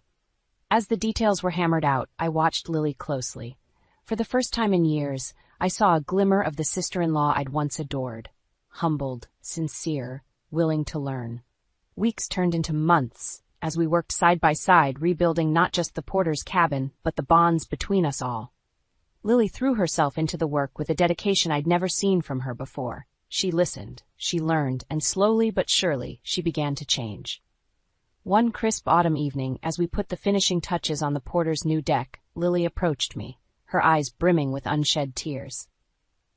"Julia," she began, her voice thick with emotion, "I don't know how to thank you for giving me this chance, for not giving up on me." I set down my paintbrush, turning to face her fully. "Lily, No, please," she interrupted. "Let me say this. I've been selfish and reckless for so long. I never stopped to think about how my actions affected others. But this has changed everything. I see now what real consequences look like, and I never want to cause that kind of pain again." Tears spilled down her cheeks, and I felt my own eyes welling up in response. "I'm so sorry," she continued, "for everything, and I promise, from now on, I'll do better, be better." In that moment, looking at the genuine remorse and determination in Lily's eyes, I felt the last of my resentment melt away. I pulled her into a tight hug, both of us crying now. "I forgive you," I whispered, "and I'm proud of you, Lily. So proud." As we pulled apart, I saw Ethan and the porters watching us from the porch, their faces a mix of relief and cautious hope. That night, as we all sat around the porter's new fireplace, sharing stories and laughter, I realized something profound. This tragedy, as painful as it had been, had given us all a chance to grow, to heal, to become better versions of ourselves. Lily caught my eye across the room and smiled, a genuine, warm smile that reached her eyes. And I knew in that moment that while the path ahead might not always be easy, we would face it together, stronger and wiser for the trials we'd endured. As I leaned into Ethan's embrace, Watching the firelight dance across the faces of our friends and family, I felt a deep sense of peace settle over me. We had weathered the storm and come out the other side, not just intact, but renewed. And in the end, isn't that what family is all about? The numbers blurred together on the bank statement as my hands trembled. $5,000 missing. Not a mistake, not a glitch, methodically siphoned away in small increments over 3 months. I recognized Sophie's handwriting on the forged checks, each one a perfect imitation of her mother's signature. My name is Vivian, and until this moment, I thought I was doing everything right. Supporting my husband Chris through his new job overseas, taking care of his parents, playing nice with his scheming stepsister. But now, staring at the proof of betrayal spread across my dining room table, I realized how naive I'd been. Everything okay in here? Sophie's voice drifted from the doorway, honey-sweet and dripping with false concern. Mom was wondering if you'd finished with the monthly reconciliation. I kept my eyes on the papers, carefully controlling my expression. Just wrapping up. Tell Evelyn I'll bring everything to her in a few minutes. You know how she worries about the finances since Dad's retirement. Sophie moved closer, peering over my shoulder. Anything I can help with? No. I shuffled the incriminating statements into a folder. I've got it handled. She lingered, perfectly manicured nails drumming against the table's surface. It must be such a burden managing everything while Chris is away. If you're feeling overwhelmed, I said I've got it handled. The edge in my voice made her step back, but I caught the flash of calculation in her eyes before she masked it with a sympathetic smile. Of course, just trying to help. She retreated toward the door. Oh, and don't forget, Tom and I are hosting dinner tomorrow night. The whole family's coming. Even that sweet neighbor of yours, Karen. It would mean so much to Mom if you could make it. The invitation hung in the air like a challenge. I nodded once, already plotting how to use the gathering to my advantage. Wouldn't miss it. After she left, I pulled out my phone and snapped photos of every fraudulent check, every suspicious transaction. My fingers moved quickly, methodically, like they used to when I'd helped my parents with their small business accounting before the accident. They'd taught me to trust numbers. Numbers don't lie, they'd say. Numbers tell stories that people try to hide. The front door opened and closed downstairs. Evelyn's voice carried up, warm and confused. Sophie, I thought you were helping Vivian with the accounts. Oh, she said she had everything under control. Sophie's response was perfectly pitched, concerned, slightly worried. Actually, Mom, I've been meaning to talk to you about something. I gripped the edge of the table, my knuckles white. 3 years I'd spent trying to be the perfect daughter-in-law, supporting Chris's dreams, caring for his family, ignoring Sophie's subtle digs and manipulations. But this, stealing from her own mother, probably planning to blame it on me when the truth came out, this was different. My phone buzzed with a text from Chris.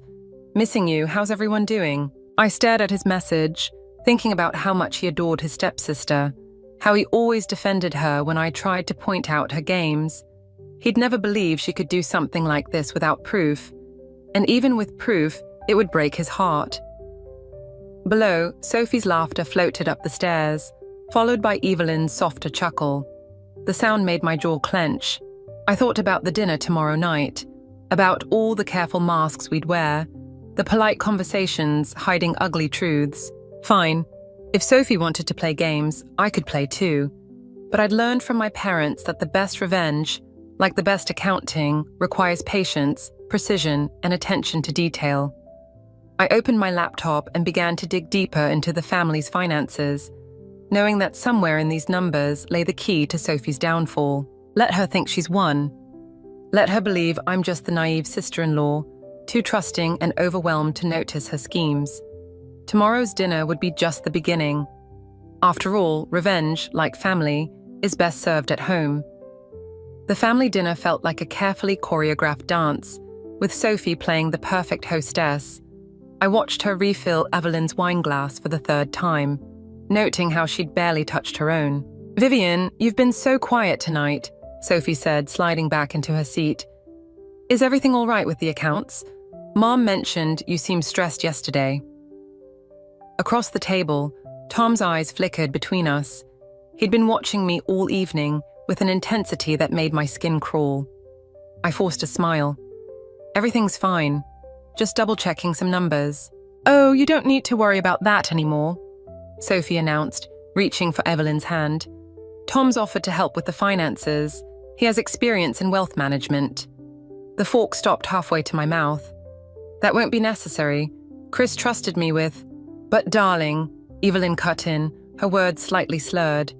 You're already doing so much, and Sophie says you've been overwhelmed lately. Mason cleared his throat from the end of the table. Vivian's doing an excellent job. I don't see any reason to... Actually, Tom interrupted, I've been reviewing some of the recent statements. There are several concerning patterns that need addressing. My chest tightened. Karen, sitting beside me, placed a gentle hand on my arm. She'd witnessed enough of Sophie's manipulations over the past year to recognize what was happening. What kind of patterns? I kept my voice steady, even as rage burned through my veins. Sophie dabbed her lips with a napkin. Tom noticed some irregular transfers. Small amounts, but they add up. We're just worried about Mom and Dad's retirement fund. The accusation hung in the air, unspoken but clear. I pushed back my chair, the screech against hardwood making everyone flinch. Show me. Tom produced a folder, too quickly, as if he'd been waiting for this moment. The documents inside were highlighted and annotated, painting a deliberate picture of mismanagement. My hand shook as I recognized the same transactions I'd discovered yesterday, but twisted to implicate me instead of Sophie. This is ridiculous, Karen spoke up. Vivian's been managing my accounts for months. She's meticulous. With all due respect, Sophie's voice dripped concern. Family finances are different. The emotional attachment can cloud judgment. I looked at Mason, seeing the doubt creep into his eyes. At Evelyn, already half convinced by her daughter's performance. The room spun slightly as pieces clicked into place. Sophie's dinner invitation, Tom's involvement, the careful orchestration of this moment. I need some air. I stood up, my chair toppling backward. Karen rose to follow, but I waved her off.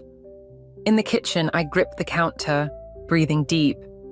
Through the window, I could see my reflection fractured by raindrops. Appropriate, given how thoroughly Sophie had just shattered my position in the family. Quite a performance in there. Tom's voice made me spin around. He stood in the doorway, holding 2 glasses of wine. Sophie said you'd be difficult about this. Did she also tell you about the forged checks? His smile never wavered. Careful, Vivian. Accusations like that could tear this family apart. Is that what you want? What I want is... Everything okay? Sophie appeared behind Tom, her hand sliding possessively around his waist. Mom's asking for you, Tom. She has questions about the investment strategies you mentioned. I watched them return to the dining room, my mind racing. They'd orchestrated this perfectly, using my own discovery against me, positioning themselves as concerned protectors while painting me as the threat. But they'd made one crucial mistake. My phone buzzed, a text from Chris. Video call tomorrow, miss you. I typed back quickly. Can't wait, so much to tell you. Through the doorway, I could hear Sophie consoling Evelyn, promising to help sort out the financial mess. Mason's deep voice rumbled with questions about Tom's credentials.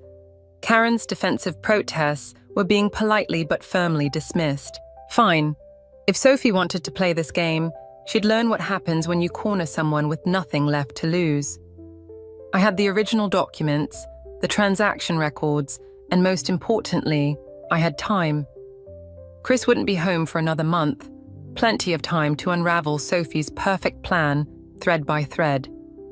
I straightened my spine and walked back into the dining room, where Sophie was now showing everyone a spreadsheet on her laptop. She looked up, triumph gleaming in her eyes. Feel better? She asked sweetly. I smiled back, matching her tone. Much better. In fact, I think things are finally becoming clear. Karen's kitchen always smelled like cinnamon, but today even that couldn't calm my nerves as I spread the documents across her counter. Look at these signatures, I said, pointing to 3 different checks. The strokes are identical. Not similar. Identical. She leaned closer, frowning. Machine printed. Hand forged. Sophie's work. But that's not even the worst part. I pulled up the bank records on my laptop. There's a pattern. Every time Evelyn gets her medication adjusted, there's a series of withdrawals. Small enough to fly under the radar, but... Unless you're looking for them. Karen's face hardened. Have you told Mason? The front door slammed, making us both jump. Derek, my brother, stormed into the kitchen, his normally easygoing expression twisted with anger. Want to explain why Sophie just called me? My stomach dropped. What? She's worried about you, Viv. Says you've been making accusations, acting paranoid. Says you're under too much stress and might need help. He ran a hand through his hair. She mentioned Dad's accident, how trauma can resurface. She what? The room tilted slightly. She's using our parents' death to... To what? Derek demanded. Because from where I'm standing, you're obsessing over bank statements and forged signatures while your marriage falls apart. Chris called me too, by the way. Says you've been distant, secretive. Karen stepped between us. Derek, sit down. There's something you need to see. But before she could show him the evidence, my phone buzzed. A text from Mason. Emergency at house. Come now. The drive to the Turners took 12 minutes. I counted every second, my hands white-knuckled on the steering wheel. Derek followed in his car, still radiating skepticism and concern. We found Mason in the study, looking older than I'd ever seen him. Sophie stood beside him, one hand on his shoulder, her eyes red from crying. Tom lurked by the window, arms crossed. Show her, Mason said quietly. Sophie pulled out a familiar folder, the one I'd been keeping my evidence in, my original folder. These were in your desk drawer, she said softly. Along with these. She placed a bottle of pills beside it. Evelyn's medication. That's not possible. My voice sounded strange, distant. Those were in my home office. How did you... I found them when I was dropping off those investment documents. Tom cut in. Naturally, I felt obligated to bring them to Mason's attention. Derek stepped forward. What medication? Evelyn's anti-anxiety pills, Sophie explained, her voice trembling perfectly. The ones that keep going missing. The ones that coincide with all those suspicious withdrawals Vivian's been investigating. The trap snapped shut with an almost audible click. They'd broken into my house, stolen my evidence, and twisted it into their own weapon. And now... Where's Evelyn? I asked, suddenly aware of her absence. Resting, Mason said heavily. The doctor gave her something to help her sleep. Finding out that we trusted you. Mason, please. I stepped toward him, but Derek caught my arm. Don't, he warned. Just don't make this worse. Sophie wiped away a tear. We don't want to involve the police, your family, but you need help, Vivian, professional help. Tom knows an excellent therapist. Stop it! Karen's voice cracked through the room like a whip. She stood in the doorway, clutching her phone. I just got off a very interesting call with my friend at the bank, the one who handles the Turners' accounts. She had some fascinating things to say about recent access attempts from unauthorized IP addresses. Sophie's mask slipped for just a fraction of a second. Tom straightened, moving away from the window. Karen, Mason began. This isn't... Show them the security footage, I interrupted. From my home office, the camera I installed last week after the first break-in attempt. The color drained from Sophie's face. Tom's hand twitched toward his pocket, where I knew he kept his phone. Derek looked between us, realization slowly dawning. Viv, what's really going on here? Yes, Sophie. I met her eyes steadily. Why don't you tell them what's really going on, or should we wait for Chris to get home and explain it all at once? The tension in the room crystallized, sharp enough to draw blood. In the silence, we could hear Evelyn stirring upstairs, calling out in her medicated haze. Sophie's carefully constructed plan was unraveling, but cornered animals are the most dangerous. Her lips curved into a smile that didn't reach her eyes. Actually, she said, I think it's time we called Chris right now. Don't you? Chris's face on the video call looked exhausted, pixels breaking up as the connection wavered. "I'm coming home," he said. "Sophie sent me some concerning emails about the situation there." My fingers dug into the desk edge. "What exactly did she tell you?" "That you've been acting erratic, accusing people of theft, breaking into her apartment." He rubbed his eyes. "Mason called too. Said you're showing signs of what happened after your parents died." The bedroom door creaked behind me. I spun around to find Tom standing there, phone raised, recording. My stomach lurched as I realized this entire conversation was a setup. "How long have you been there?" "Long enough," he smiled, tucking the phone away. "Interesting how you didn't deny any of those accusations." I ended the call with Chris, my hands shaking. "Get out." "Can't do that. Sophie asked me to keep an eye on you. For your own safety, of course." He leaned against the doorframe. "You know, Mason's health has been declining rapidly since all this started. The stress, probably." The threat wasn't subtle. I grabbed my keys, brushing past him. He caught my arm, gripped tight enough to bruise. "Where are you going?" "To check on Mason." "I'll drive you." The ride was silent, tension crackling. When we arrived, Sophie met us at the door, her face a mask of concern. "Dad's resting," she said. "The doctor gave him something for his blood pressure. Mom's with him." I pushed past her into the house, but stopped short at the sight of Derek in the living room, reviewing documents with Karen. "Show her," Karen said quietly. Derek handed me a stack of papers. Bank statements, dating back 3 years. Account numbers I didn't recognize. Transactions that made my blood run cold. "These were in a safety deposit box," he explained, "under Mom and Dad's names. The one you never knew about. My parents' secret account. The inheritance they'd left, hidden from everyone. Everyone except..." "Sophie found it months ago," Karen said. "She's been systematically draining it through a series of shell companies, all traced back to accounts she and Tom control."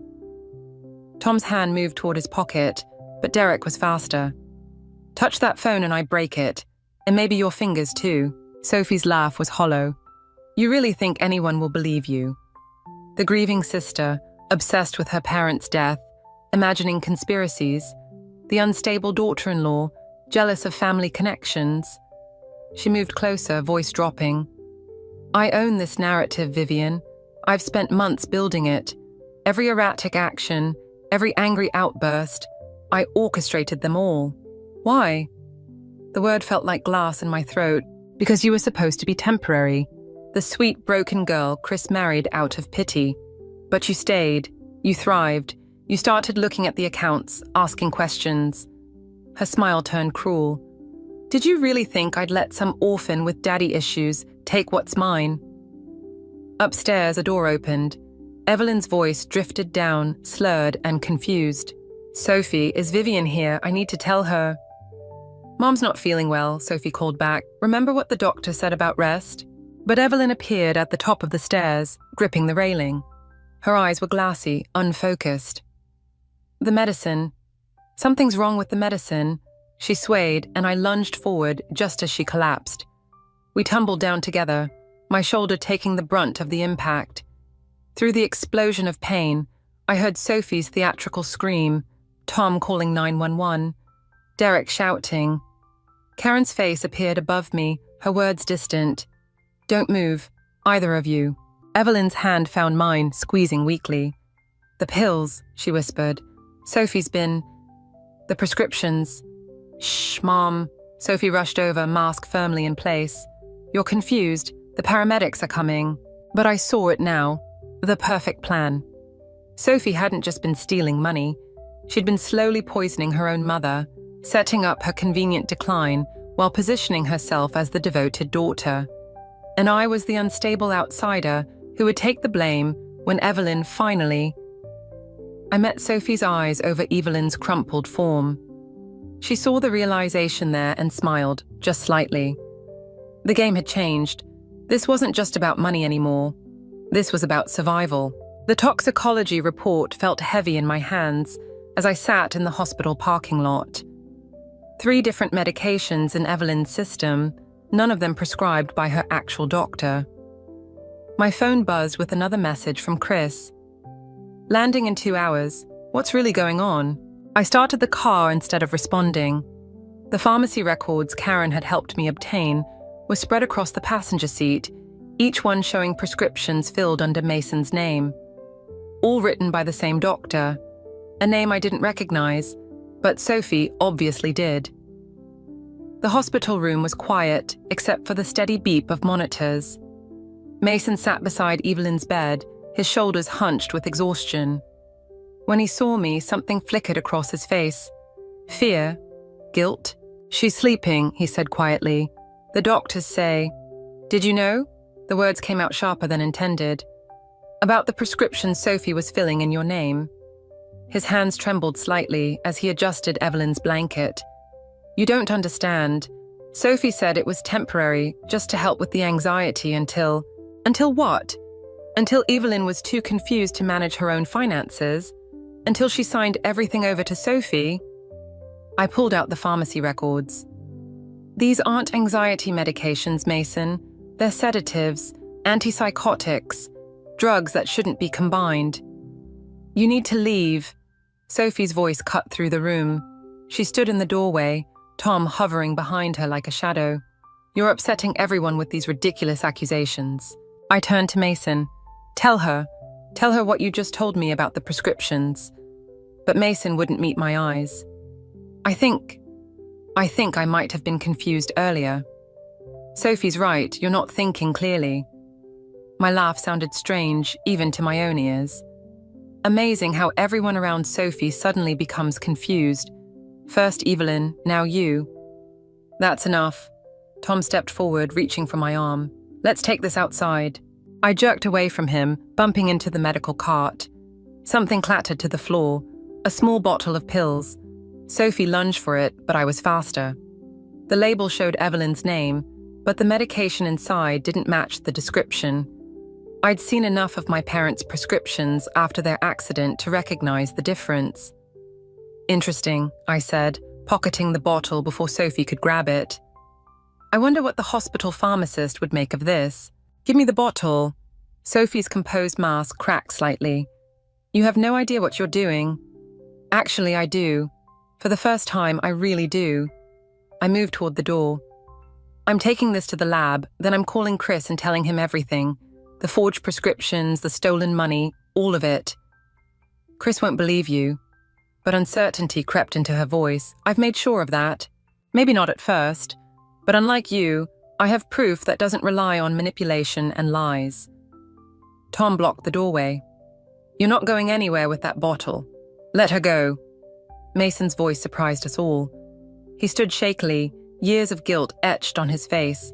"I'll tell Chris everything. About the prescriptions, about Sophie's threats, about what really happened to Evelyn's inheritance." Sophie spun toward him. "Dad, you can't. I can't watch this anymore." His voice broke. "I couldn't save your mother from your lies, but I can stop you from destroying another family." The monitors suddenly screamed as Evelyn's vitals spiked. Sophie used the chaos to lunge for me, her fingers clawing for the bottle. We crashed into the medical equipment, alarms blaring around us. Through the chaos, I heard running footsteps, shouts from hospital staff. Sophie's nails raked my face as she fought for the evidence that could destroy everything she'd built. "Security!" Tom's voice rose above the chaos. "She's attacking Sophie. Somebody stop her." I broke free, clutching the bottle, and ran.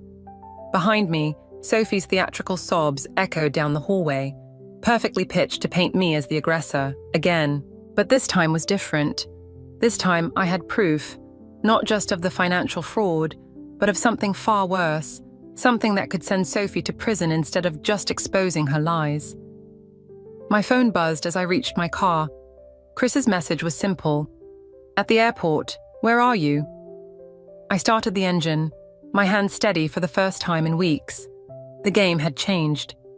Sophie thought she was fighting for money and control. I was fighting for justice, and unlike her, I knew exactly how far I was willing to go to get it. The lab results lay scattered across Karen's kitchen table like evidence from a crime scene. Each page confirmed what we already knew. The medications in Evelyn's system were slowly poisoning her. But Sophie had been thorough. Every prescription traced back to Mason's name, every transaction carefully documented. "She's thought of everything," I said, my voice hollow. "Even if we take this to the police, they'll see a concerned daughter helping her father manage prescriptions." Karen's fingers drummed against her coffee mug, and a troubled daughter-in-law making wild accusations. My phone buzzed. "Chris, where are you? Sophie says you attacked her at the hospital." Before I could respond, another message appeared. "Police want to talk to you about the incident." The doorbell rang, making us both jump. Through Karen's front window, I saw Tom's car parked across the street, Sophie in the passenger seat. 2 police officers stood on the porch. "Back door," Karen whispered, already gathering the papers. "I'll stall them." I slipped out through the garden, heart pounding. But Sophie had planned for this too. Derek stood by my car, his expression torn between concern and accusation. "You need help, Viv," he said quietly. "Everyone can see it except you." "Did Sophie tell you about the prescriptions, about what she's doing to Evelyn?" "She told me about the paranoid accusations, about how you're acting exactly like you did after Mom and Dad." He stepped closer. "Let me help you, like I should have back then." The betrayal hit harder than any physical blow. I backed away from him, from the brother who'd once promised to always believe in me. "You have no idea what's really happening. I know my sister." His voice cracked. "And this isn't you." Police radio chatter grew closer. I ran, leaving everything behind. The evidence, my car, my last ally. Sophie had orchestrated this perfectly, using my own past trauma to paint me as unstable. Even Derek believed her now. The hospital was my only option. If I could get to Mason, get him to tell the truth about the prescriptions. But Sophie had thought of that too. Security stopped me at the entrance. "Miss Miles, we need you to come with us. There's a restraining order." I backed away, watching my last chance crumble. Through the hospital windows, I saw Sophie entering Evelyn's room, her mask of concern firmly in place. Mason wouldn't help me now. No one would. My phone buzzed again. "Chris, coming to get you. Stay where you are. Please don't make this worse." Rain started falling as I walked, no destination in mind. Sophie had won. She'd isolated me completely, turned everyone against me, even used my parents' death to destroy my credibility. The evidence I'd gathered meant nothing without someone to believe it. A car slowed beside me. Tom rolled down the window, his smile triumphant. "Need a ride? Sophie's worried about you wandering around in the state. Tell Sophie she can stop pretending. She's won." "Has she?" His smile widened. "Then why are you still fighting? Why not just let go, like your parents did?" The implication hit me like ice water. I stared at him, seeing something dark and familiar in his expression.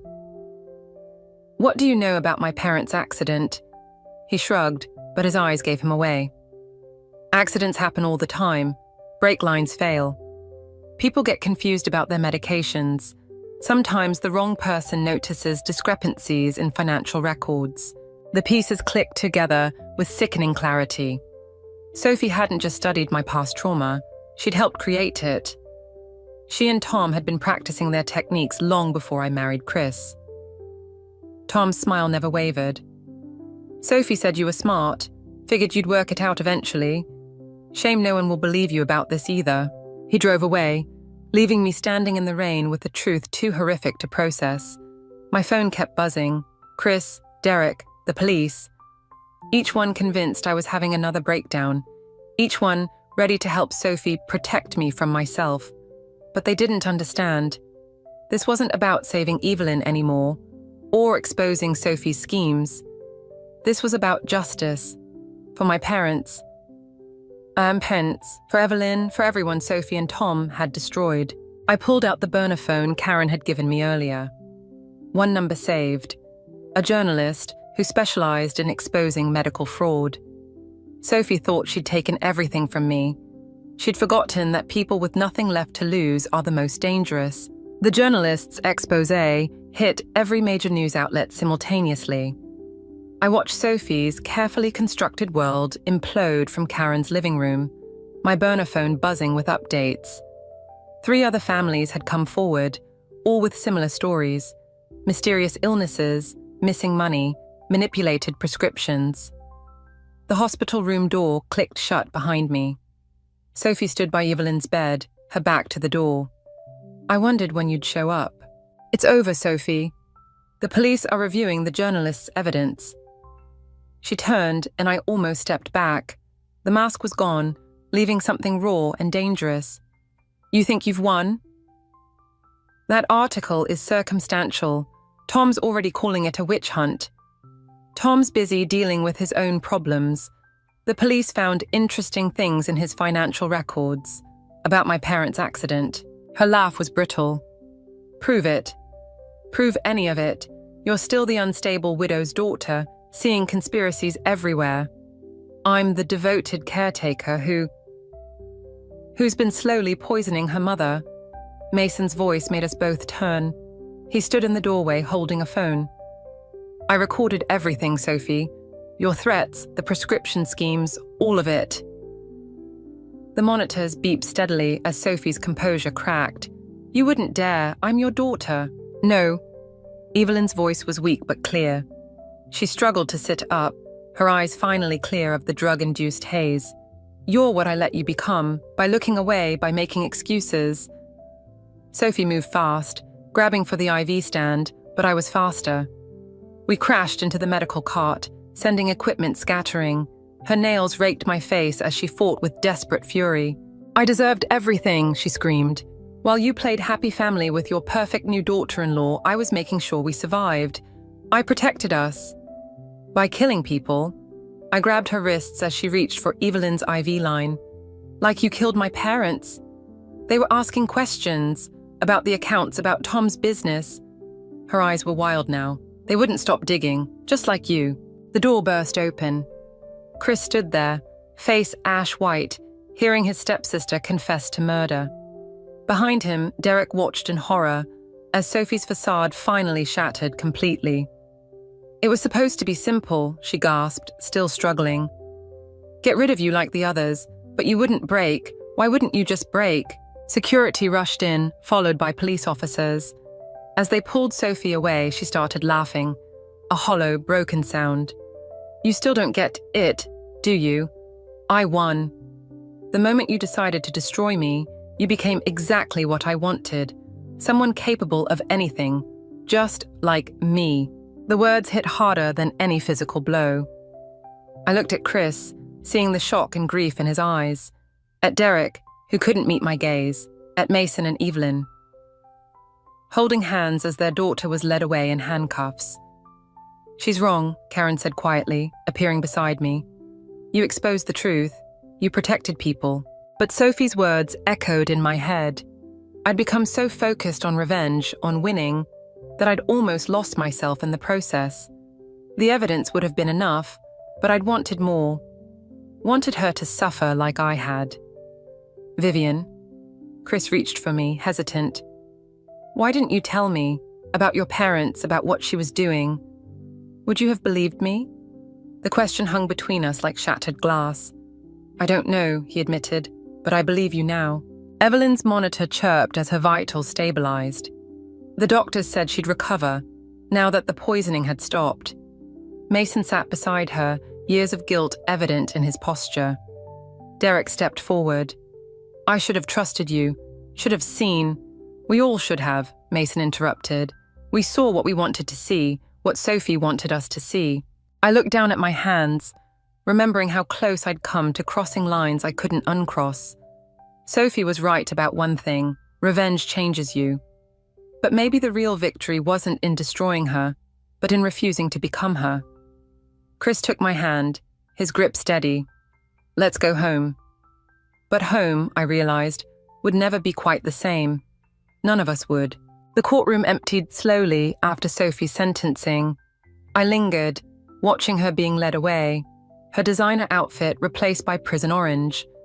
She caught my eye at the last moment, and I saw something flicker across her face. Not remorse exactly, but recognition. "Ready?" Chris touched my shoulder gently. In the hallway, Mason waited with Evelyn, who looked stronger now that she was free from Sophie's cocktail of medications. "There's something you need to see," Mason said, pulling an envelope from his jacket. "I should have shown you months ago." Inside were photographs, Sophie and Tom at my parents' funeral. I hadn't noticed them there, hadn't known to look. "How long have you had these?" "Since the investigation into their accident." His hands shook slightly. I recognized the pattern when Sophie moved in with us. The same techniques, the same slow poisoning. But I was too much of a coward to stop it. "You knew." The words tasted like ash. "All this time." "I enabled her," Evelyn said quietly. "Made excuses. Told myself she just needed more love, more patience. Even when I started feeling sick, I couldn't admit what she was doing." Derek stepped forward, his designer's eye catching something in the photos. "Look at their expressions. They're not grieving, they're studying, learning from what worked." "We all failed," Chris said. "We saw what we wanted to see." Karen appeared with coffee, ever the steady presence. "The question is, what do you see now?" I looked at the photos again, at Sophie's calculated observation of others' grief, at Tom's satisfied smile, at all the signs we'd missed because we were too afraid to look closer. "I see the truth," I said, "and that's enough." But it wasn't quite. Back home, I found a letter waiting. Sophie's handwriting, precise as ever. "You think you've won, exposing everything. But ask yourself, who taught me? Who showed me how to manipulate, to poison slowly, to destroy families from within? Tom wasn't the mastermind. He was just another student like me. The real teacher is still out there, watching, learning from my mistakes. Maybe you'll ignore this, call it my final attempt to cause chaos. Or maybe you'll do what I did, start looking closer at the people around you. Either way, you're changed now. You know too much about human nature to ever feel safe again. Congratulations on your victory, sister. Welcome to the game." Chris found me staring at the letter. "What is it?" I could tell him. Could start the whole cycle again. Investigation, suspicion, revenge. Could become exactly what Sophie predicted. Instead, I fed the letter into the shredder. "Nothing important. The police want to reopen some cold cases," he said. "Similar patterns to what Sophie and Tom did. They'd like your help analyzing the financial records." I thought about Sophie's words, about how easy it would be to lose myself in the pursuit of more justice, more revenge, to let it consume me like it had consumed her. "No," I said finally. "I'm done looking backward." Derek called that evening about selling our parents' house. Evelyn and Mason were moving closer to us, starting fresh. Karen had introduced Mason to her investment group, giving him purpose beyond his guilt. Life was shifting, realigning. But late that night, I found myself at the computer, looking at Sophie's letter that I'd scanned before destroying, at the hint of a larger conspiracy, of a hidden mentor. The cursor blinked over the search bar. Waiting. Chris's arms wrapped around me from behind. "Whatever you're thinking, you don't have to decide now." I closed the laptop. He was right. The truth about Sophie's mentor, if there was one, could wait. We'd earned our peace, however temporary it might be.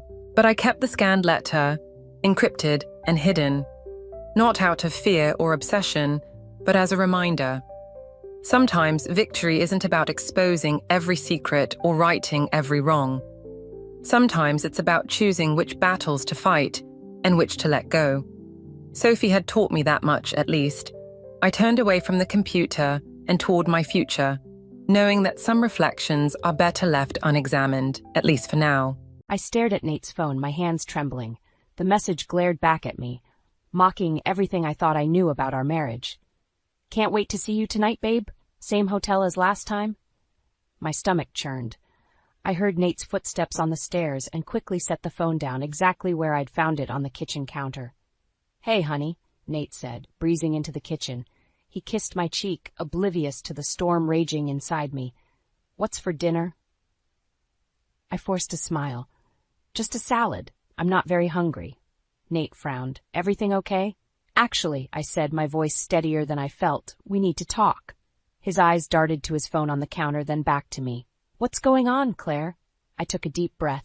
I saw the message, Nate. Who is she? The color drained from his face. Claire, I can explain. Don't, I cut him off. Just tell me the truth. How long has this been going on? Nate slumped into a chair. A few months, he mumbled. The admission hit me like a physical blow. Months? I echoed. And you never thought to mention it? I didn't want to hurt you, he said weakly.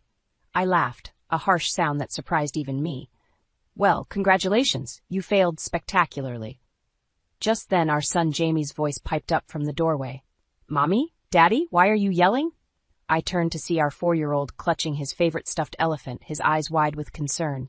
Guilt washed over me. How could I have forgotten he was upstairs? It's okay, sweetie, I said, forcing a smile. Mommy and Daddy are just having a grown-up talk. Why don't you go play in your room for a bit? Jamie hesitated, then nodded, and trudged back upstairs. I turned back to Nate, my voice low and dangerous. We are far from done with this conversation, but right now, I need to not be around you. I grabbed my phone and car keys, ignoring Nate's protests as I stormed out of the house. I drove aimlessly for a while, trying to process the bomb that had just detonated in my life. Eventually, I found myself parked outside my mother's house. Ruth opened the door before I could even knock. One look at my face told her everything she needed to know. Oh, honey, she said, pulling me into a hug. Come in and tell me what happened. We settled on her worn floral couch, the same one I'd cried on as a teenager after my first heartbreak. Now, here I was again, my world crumbling around me. Nate's having an affair, I said, the words burning my throat. Ruth's face hardened. That son of a... She caught herself, taking a deep breath. How did you find out? I recounted the story, my mother's face growing stormier with each detail. What are you going to do? She asked when I finished. I shook my head. I don't know, I can't just leave. There's Jamie to think about and our whole life together. Ruth took my hands in hers. Claire, listen to me. You are strong, smart, and capable. You don't need a man who doesn't respect you. Whatever you decide, I'm here for you. Her words were like a lifeline, pulling me back from the edge of despair. Thanks, Mom, I whispered. Just then, my phone buzzed. A text from Nate. Please come home. We need to talk. I showed it to Ruth, who scowled. You don't owe him anything right now. I know, I said, but I need answers, and I need to make sure Jamie's okay. Ruth nodded reluctantly. Call me if you need anything. And Claire? Her eyes met mine, fierce and protective. Don't let him manipulate you. You deserve better. As I drove home, my mind raced. What would I find when I got there? Could our marriage survive this betrayal? And most importantly, how could I protect Jamie from the fallout? I pulled into our driveway, steeling myself for the confrontation to come. Whatever happened next, I knew one thing for certain: nothing would ever be the same again. I walked into our house, my heart pounding. Nate was pacing in the living room, his face a mask of guilt and anxiety. Claire, I'm so sorry, he began. I held up a hand. Save it. I want the whole truth, Nate. No more lies. He nodded, sinking onto the couch. Her name is Veronica. She's from work. It started at a conference 6 months ago. 6 months. Half a year of deception. I felt sick. Why? I asked, my voice barely above a whisper. Nate ran his hands through his hair. I don't know. Things between us have been different since Jamie was born. Veronica made me feel... Don't you dare, I snapped. Don't you dare blame our son or me for your choices. You're right, he said quickly. It's all on me. I'll end it, Claire. I promise. We can work through this. I laughed bitterly. You think it's that simple? That you can just say sorry and everything goes back to normal? No, of course not, Nate said. But we have a family, a life together. Don't throw that away. His words triggered a memory. Suddenly, I was transported back to our first date, 10 years ago. Nate's boyish grin as he nervously asked me out for coffee. The way my heart fluttered when he took my hand. How did we get from there to here? Claire? Nate's voice snapped me back to the present. What are you thinking? I shook my head. I'm thinking about how different things used to be. Remember our first apartment? How we'd stay up all night talking about our dreams? Nate's eyes softened. Of course I do. Those were good times. What happened to us, Nate? He reached for my hand, but I pulled away. Life happened, I guess. Work, stress, raising Jamie. But we can get back to that, Claire. I know we can. I wanted to believe him. Part of me ached to forgive, to try and salvage what we once had. But the larger part, the part still reeling from his betrayal, couldn't let go so easily. I need time, I said finally, and space. I'm going to stay at my mom's for a while. Nate's face fell. Please don't go. We can figure this out together. I can't be here right now, Nate. I can't look at you without seeing her. As if on cue, Nate's phone buzzed. We both froze, staring at it. Answer it, I said coldly. Nate hesitated, then picked up the phone. His face paled as he read the message. It's her, isn't it? I asked, already knowing the answer. He nodded, looking miserable. Claire, I swear, I'll end it right now. I stood up. I'm going to pack some things for Jamie and me. When I come back down, I want you to have told her it's over, and I want to see the message. I climbed the stairs, my legs feeling like lead. In Jamie's room, I found him playing quietly with his toys. Hey, sweetie, I said, forcing a smile. How about we have a sleepover at Grandma's house? Jamie's face lit up. Really? Can we have ice cream? I laughed, the sound almost foreign to my ears. Of course we can. As I packed our bags, I heard Nate's muffled voice from downstairs. Was he really ending it? Or was this just another performance for my benefit? When I returned to the living room, Nate held out his phone. It's done, he said. Read it yourself. I took the phone, scanning the messages. Nate had indeed told Veronica it was over. Her response was a string of angry emojis followed by, This isn't the end of this, Nate. You'll regret this. A chill ran down my spine. What does she mean by that? Nate shrugged helplessly. I don't know. She's probably just upset. I handed back the phone, suddenly eager to leave.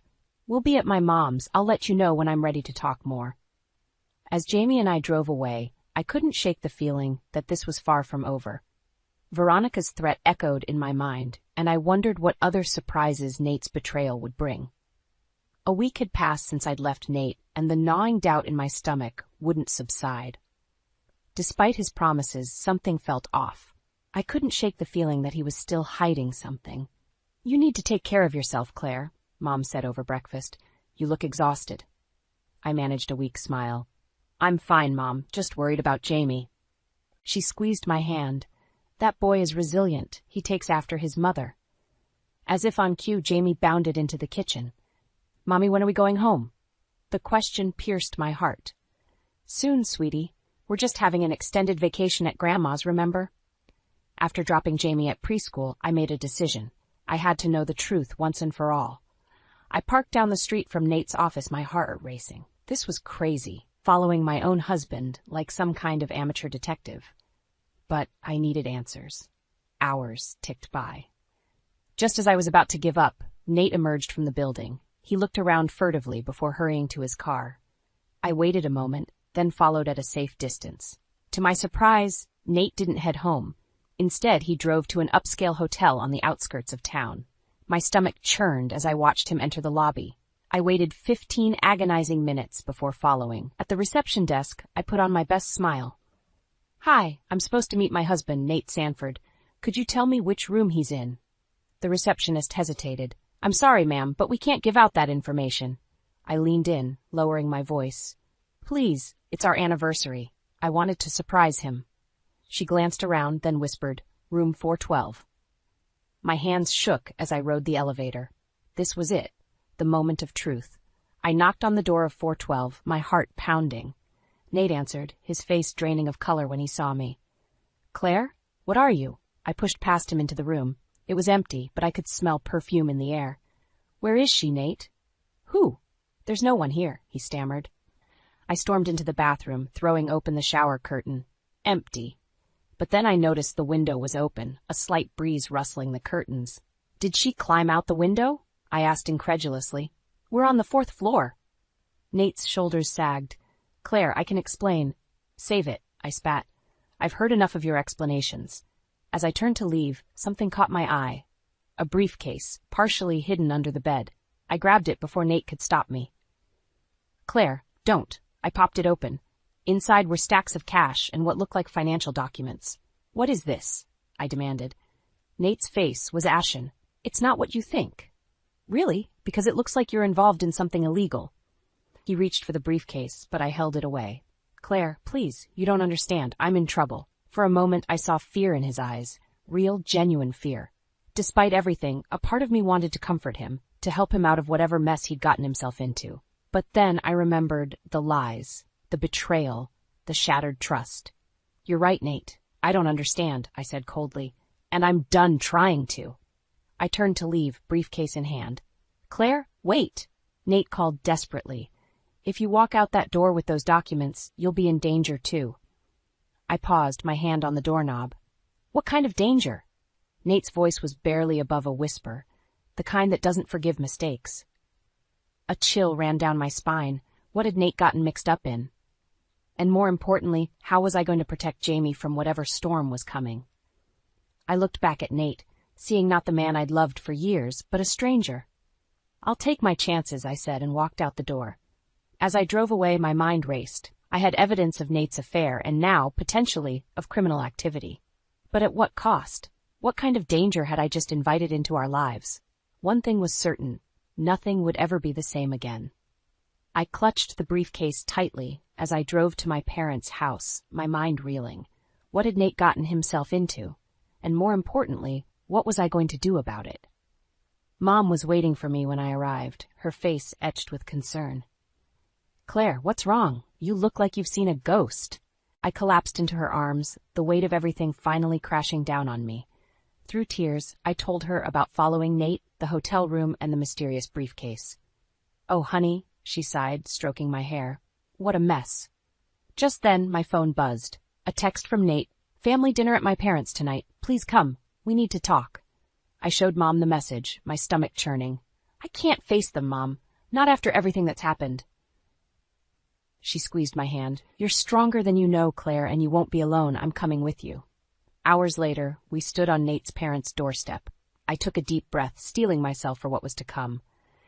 Miriam answered the door, her smile not quite reaching her eyes. "Claire, darling, we've missed you." Her gaze flickered to Mom. "Ruth, what a surprise." Mom's grip on my arm tightened. "I'm here to support my daughter, Miriam. I'm sure you understand." The tension in the room was palpable as we sat down to dinner. Nate looked haggard, avoiding my eyes. His father, Walter, cleared his throat. "So, Claire, when are you coming home? This little vacation of yours has gone on long enough, don't you think?" I set down my fork, my appetite vanishing. "It's not a vacation, Walter. Nate and I are separated." Miriam gasped dramatically. "Separated? But why? Every marriage has its rough patches, dear. You can't just give up." "I didn't give up," I said, my voice shaking. "Nate gave up when he decided to have an affair." The room fell silent. Nate's face paled. "Claire, please." "No, Nate." I cut him off. "I'm done hiding the truth. Your parents deserve to know what kind of man their son really is." Miriam's eyes flashed. "Now listen here, young lady. I won't have you speaking ill of my son in his own home. Whatever issues you two have, I'm sure it's just a misunderstanding." Something inside me snapped. Years of biting my tongue, of trying to please this woman, came rushing to the surface. "A misunderstanding? Is that what you call cheating on your wife and getting involved in illegal activities?" The room erupted into chaos. Walter demanded explanations, Miriam hurled accusations, and Nate pleaded for everyone to calm down. Through it all, Mom stood by my side, a pillar of strength. Finally, I'd had enough. I stood up, my chair scraping loudly against the floor. "I came here tonight hoping for honesty, for a chance to move forward, but I see now that was never going to happen." I turned to Nate, my voice steady despite the storm of emotions inside me.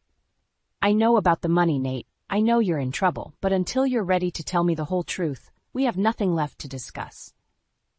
As I walked towards the door, Miriam's voice rang out. "If you walk out that door, Claire, don't expect to be welcomed back. You made vows, for better or worse." I paused, my hand on the doorknob. Without turning around, I said, "You're right, Miriam. I did make vows, but so did Nate, and he broke them long before I did." With that, Mom and I left, the sound of arguing fading behind us. As we drove away, I felt a strange mix of exhaustion and exhilaration. For the first time in years, I had stood up for myself, spoken my truth. "I'm proud of you, Claire," Mom said softly. I managed a small smile. "Thanks, Mom. But what do I do now?" She patted my hand. "Now, we figure out what's in that briefcase, and then, my dear, we fight." As we pulled into her driveway, I made a decision. No more hiding, no more playing the victim. Whatever Nate was involved in, whatever dangers lay ahead, I would face them head on. For myself and for Jamie. The real battle was just beginning. The morning after the disastrous dinner with Nate's parents, I woke up with a sense of clarity I hadn't felt in months. It was time to take control of my life, for Jamie's sake and my own. "Mom," I said over coffee, "I need to move out, permanently." Ruth nodded, unsurprised. "I think that's wise, honey. You know you and Jamie are welcome here as long as you need." I shook my head. "Thanks, but I need to do this on my own. I can't keep hiding behind you." As I packed Jamie's things, my phone buzzed incessantly. Texts from Nate, voicemails from Miriam, even a message from Walter. I ignored them all. Just as I zipped up the last suitcase, there was a knock at the door. My heart sank when I saw Nate standing there looking haggard. "Claire, please," he began, but I cut him off. "No, Nate, I'm done listening to your excuses." He pushed past me into the house. "You don't understand. I'm in trouble, real trouble. And now you've got that briefcase. Claire, you're in danger too." I felt a chill run down my spine, but I stood my ground. "What kind of trouble, Nate? What have you done?" He ran his hands through his hair, his eyes darting around nervously. I got involved with some people. For the money. I thought I could handle it, but it spiraled out of control."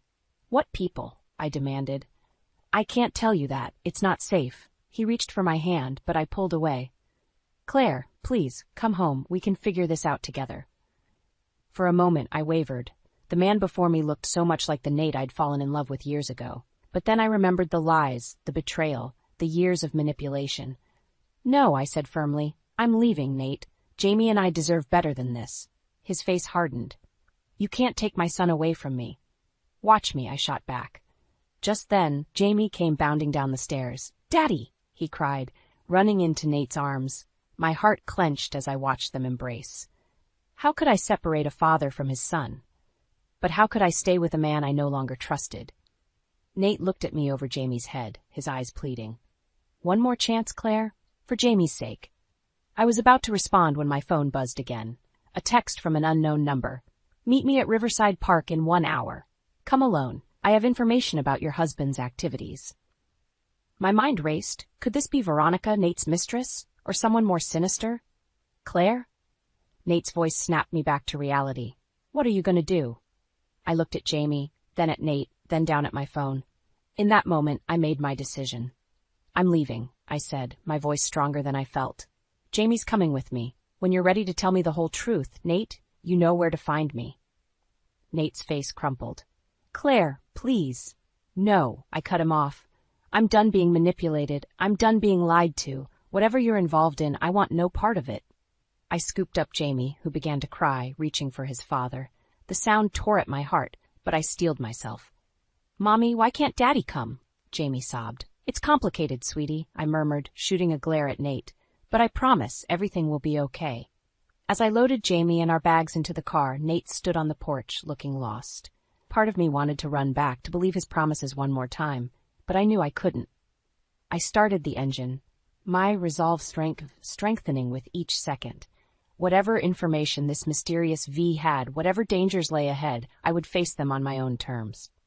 As we drove away, Jamie's sniffles quieting in the back seat, I glanced at the clock. 50 minutes until the meeting at Riverside Park. 50 minutes to decide whether to walk into what could be a trap or to drive away and never look back. Either way, there was no turning back now. The life I had known was over. It was time to forge a new path, no matter how treacherous it might be. My heart raced as I pulled into Riverside Park. Jamie safely dropped off with Mom. The mysterious text from V had consumed my thoughts during the drive.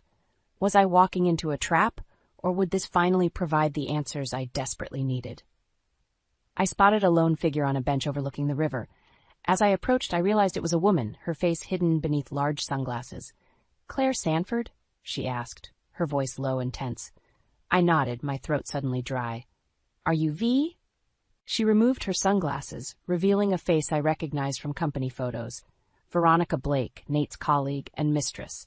"We need to talk," she said, gesturing for me to sit. I hesitated, then sat down, keeping a wary distance.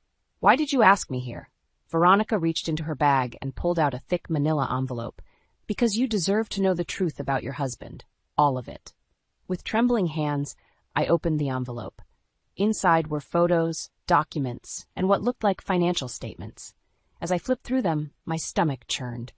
There was Nate, shaking hands with men I didn't recognize, exchanging briefcases in shadowy parking lots. Financial records showing massive transfers to offshore accounts. And photos. Oh God, the photos. Nate and Veronica in intimate embraces, yes, but also Nate with other women I didn't recognize. How long? I managed to choke out. The affair? 6 months, Veronica replied, her voice bitter. The illegal activities? Much longer. I looked up at her, confusion and anger warring inside me. Why are you showing me this? Why now? Veronica's face hardened. Because Nate used me, just like he used you. I thought we had something special, but I was just another pawn in his game. And now I'm in danger too. A chill ran down my spine. What kind of danger? She leaned in close, her voice barely above a whisper. Nate's been embezzling money from the company, funneling it through fake accounts. But he got greedy, started working with some very dangerous people.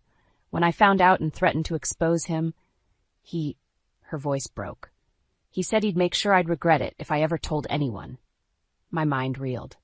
The Nate I thought I knew, the man I'd married and had a child with, seemed like a stranger now. Why should I believe you? I asked, even as the evidence in my hands told its own damning story. Veronica's eyes met mine, filled with a mix of fear and determination.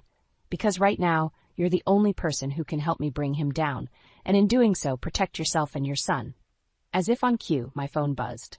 A text from an unknown number. We know you have the documents. Return them, or your family pays the price. I showed Veronica the message, watching the color drain from her face. They know, she whispered. Oh God, they know. Panic clawed at my throat. Who are they? What do we do? Veronica stood abruptly. We need to go, now. It's not safe here. As we hurried towards the parking lot, I heard the screech of tires. A black SUV came to a stop in front of us, and 2 men in dark suits stepped out. Mrs. Sanford, one of them said, his voice cold. We need you to come with us. Veronica grabbed my arm. Run, she hissed. We took off, sprinting through the park. I could hear heavy footsteps behind us, gaining ground. My lungs burned, and terror threatened to overwhelm me. All I could think about was Jamie, my sweet, innocent boy, who might be in danger because of his father's actions, because of the choices I'd made. As we reached my car, Veronica shoved me towards the driver's side. Go, I'll hold them off. But, go, she screamed. Find Detective Morris at the 43rd Precinct. Tell him everything. He can help. With shaking hands, I started the car and peeled out of the parking lot. In my rearview mirror, I saw Veronica confronting the men, buying me precious seconds to escape. Tears streamed down my face as I drove, the envelope of damning evidence on the seat beside me. How had my life come to this? Running from shadowy threats, carrying secrets that could destroy everything I held dear. One thing was clear, there was no going back now. Whatever came next, I had to be ready to fight. For myself, for Jamie, and for the truth that had been hidden for far too long. My hands shook as I gripped the steering wheel, speeding towards the 43rd Precinct. Veronica's words echoed in my mind. Find Detective Morris. He can help. I prayed she was right, and that she was safe. As I pulled into the parking lot, my phone buzzed. A text from Mom. Where are you? Jamie's asking for you. Guilt and fear clashed in my chest. I needed to protect my son, but I also needed answers. I quickly texted back. Emergency errand. Be there soon. Love you both. Inside the precinct, chaos reigned. I approached the desk sergeant, my voice trembling. I need to speak with Detective Morris. It's urgent. He eyed me suspiciously. And you are? Claire Sanford? Please, it's about my husband, Nate Sanford. There's been a threat. The sergeant's eyes widened. Wait here, he said, disappearing into the back. Moments later, a tall man with graying hair approached. Mrs. Sanford? I'm Detective Morris. Come with me. In his office, I spilled everything. The affair, the financial documents, the threats, and Veronica's involvement. Morris listened intently, his face growing grimmer with each revelation. Mrs. Sanford, he said when I finished, your husband is involved with some very dangerous people. We've been investigating this operation for months. My blood ran cold. What kind of operation? Money laundering, fraud, possibly worse. Your husband's company is just the tip of the iceberg. He leaned forward. We need your help to bring them down. Before I could respond, his phone rang. The color drained from his face as he listened. Understood, he said, hanging up. What is it? I asked, dread pooling in my stomach. There's been an incident at your mother's house, a break-in. The world tilted on its axis. Jamie, I whispered, terror gripping my heart. We need to move now, Morris said, grabbing his gun and badge. The drive to Mom's house was a blur. When we arrived, the street was lined with police cars, their lights painting the night in red and blue. I leapt from the car before it had fully stopped. Mom, I screamed, running towards the house. Jamie? An officer tried to stop me, but Morris waved him off. Inside, the house was a disaster. Furniture overturned, pictures shattered on the floor, and there, in the middle of the chaos, stood Nate, holding a terrified Jamie. Hello, Claire, he said, his voice eerily calm. I think it's time we had a family meeting, don't you? Let him go, Nate, I pleaded, my eyes locked on Jamie's tear-stained face. Nate's grip on Jamie tightened. You've really made a mess of things, haven't you? Bringing the police into our private affairs. This isn't about us anymore, I said, trying to keep my voice steady. Think about Jamie. He needs his father. Something flickered in Nate's eyes. Regret, perhaps, but it was quickly replaced by steely resolve. He needs both of us, and we're going to walk out of here as a family. No one will stop us. Detective Morris appeared behind me, his gun drawn. It's over, Sanford. Let the boy go. Nate's eyes darted between us, desperation etched on his face. In that moment, I saw the man I once loved, scared, cornered, but still my son's father. Nate, I said softly, taking a step forward. Please, this isn't you. The man I married, the father Jamie adores, he's still in there. Don't let this be how our story ends. Time seemed to stand still. I could hear Jamie's quiet sobs, the crackle of police radios outside, my own heart pounding in my ears. Then, slowly, Nate's grip on Jamie loosened. Our son broke free, running into my arms. I clutched him tightly, tears of relief streaming down my face. As the officers moved in to arrest Nate, he looked at me one last time. I'm sorry, he whispered, for everything. I watched as they led him away, a storm of emotions raging inside me. Anger, relief, sadness, and an overwhelming sense of uncertainty about what the future held. But as I held Jamie close, feeling his little heart beating against mine, I knew one thing for certain. Whatever came next, we would face it together. The worst was over, but our journey was far from finished. 6 months after Nate's arrest, I stood in our new apartment, surrounded by half-unpacked boxes. Jamie's laughter drifted from his room, where he was playing with his grandmother. The sound warmed my heart, a reminder of the innocence we'd managed to preserve despite everything. Claire? Mom called. There's someone at the door for you. I opened the door to find Detective Morris, his face grave. Mrs. Sanford, we need to talk. My heart raced as I invited him in. What's wrong? Is it Nate? Morris sighed.